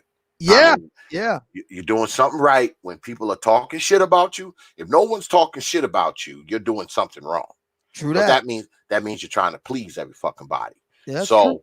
I mean, when you got people talking shit about you, that means you're doing something right. If it's only one thing, you're doing it right, because you got a lot of people fucking upset, mad, jealous, or whatever the hell they are. And it's good to see how your platform, your whole format has kind of grown over the course of years. Because like I said, I've been listening to you since I think 2015. Yeah, I've been listening to you since like 2015. And it's weird because I listen to you and a couple other brothers that I know listen to you, and we're all married. We're not single. We're all married. Yeah, we're all married brothers. And we listen to you. We talk about your shit. Yeah, we talk about your shit. So I mean, it's but see, I'm fortunate. I mean, I can listen to you, when my wife's around and all that kind of shit. But those dudes, they can't even listen to your shit. They can't listen to your shit. They can't listen to your shit. They gotta go in the garage and listen. Yeah, I know a lot of guys that do that. A lot of guys. There's a guy in the car. Yeah, there's one guy. Yeah, there's one guy that works for. He's like an IBM Blue type guy, and he has to listen to the show. He pulls into his garage in his car, and he has to sit there for like an hour listening to me before he go in the house, because he said that his wife will get really upset if she heard the show. Yeah, I get that a lot. Yeah, well, in the beginning, a lot of brothers that I used to listen to kind of pissed my wife off. But as I start to do this more and more, she's gotten used to hearing it. She's gotten used to the talk, because, I talk like this, I talk like this to her, to my daughters, to my sisters, sister-in-laws. So they've kind of gotten used to it. I know my wife has. So, I mean, she knows what she's going to hear when you're on. So she doesn't really, and I played shit loud. I had shit on the speakers. I had shit in the garage, shit like that. So she knows. And if you're really going in, she'll just leave the room. But I mean, she will actually listen in, because she actually agrees with a lot of the shit that you say. Because quiet is kept, Brother Obsidian. There's a lot of women out there who agree with some of the shit you say, but they will never be caught dead saying it to another woman that they know. Oh yeah, I get that a lot. I get that a lot. As a matter of fact, I'm going to be talking about that real soon on the air, because that needs to be dealt with. But you're right. There's a lot of black women that actually agree with me. Yes, I think firsthand that's true. Yes. And a lot of them won't even cop to the fact that they agree. They won't even do that. They'll listen. Yeah. They agree, but they will never cop. They will never say, oh, Obsidian was right when he said that. Absolutely not, because, they got this solidarity. Yeah, there's this solidarity that exists, man. And I don't know why it's so strong, but it exists and it is very strong. And even the women who know the truth will never freaking cop to it. Yeah. But I agree. we're secretive people anyway. We like to keep secrets and all this kind of bullshit. That's true. That's true. But yeah, I appreciate you coming on, brother Obsidian. As always, man. I wish you the best, man, and y'all in all your endeavors, man. And Thank you. I appreciate, like I said, man, watching you grow and evolve, man, and change, and because not for nothing, man, you're one of the few of us that has actually, turned this shit into more than just YouTube, because you're doing more than just YouTube. You're one of the few of us that have done that, man. And I wish you all the success, man. I've listened to you for quite some time, man. And like I said, I watched the show grow. I watch you grow in your media path and shit, man. And I think it's a good thing, man, because I like to see successful black men, man. I don't give a fuck if they're successful at shoveling fucking horse manure, So you gaining success over this shit, man, is a good thing, man. It just is. And I wish you all the best, brother. Thank you so much, man. I really appreciate it. I want to thank everybody for tuning in. I really appreciate it. And I'm going to see if I can try to get some sleep here. Thank you so much. I really appreciate it, man.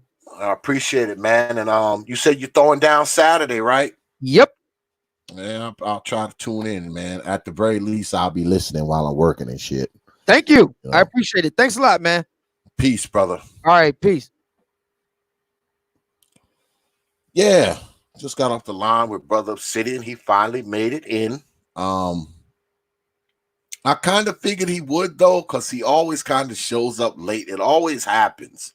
It always happens on Thursday nights. I just don't think Thursdays are good for him. So the next time we get together, it's going to have to be on a Wednesday or something. I think Thursday is a bad day for brother Obsidian. But yeah, those of you who know brother Obsidian, y'all know what he's about, man. Y'all know how he do shit. He gonna talk that talk, and he gonna say what's on his mind, good, bad, or freaking indifferent. And one thing I've always respected about Obsidian, and I should have told him this, one thing about him, he will stand on his square for the most part. And one thing I've always noticed about him is that he's never, he'll come to the fight, man. He's never like ran from the fight, so to speak. He will come to the fight, and he'll come on your shit, and he'll talk that talk, and he's willing to debate his stances and defend them. That's something I've always respected about brother Obsidian. Him and I, like I said to him, we've had our disagreements, we bumped heads a time or two, man. But, ultimately, I've always had a degree of respect for the brother. And, he's good at what he does, man. And he's talented. So, it is what it is. I know going forward, you're probably going to see a lot more of him. He's around, like he said. He's over there at ODJs throughout the week, and of course, y'all know about he's back on YouTube, and he's got his Mixed Radio show. So he's gonna be around. He's one of those dudes that ain't going nowhere. Yeah, he ain't going nowhere. He's not. He's in it for the long haul, man. And like I told him, man, I wish him all the best, man, and all his future media endeavors. And who knows? He might be back up here, at some point, because he is willing to come up here and debate. you know, because y'all know we do the hours of power debates. So, you know, look forward to seeing Brother Obsidian up on here one night debating, man, because that's going to happen again at some point as well, because he always, man,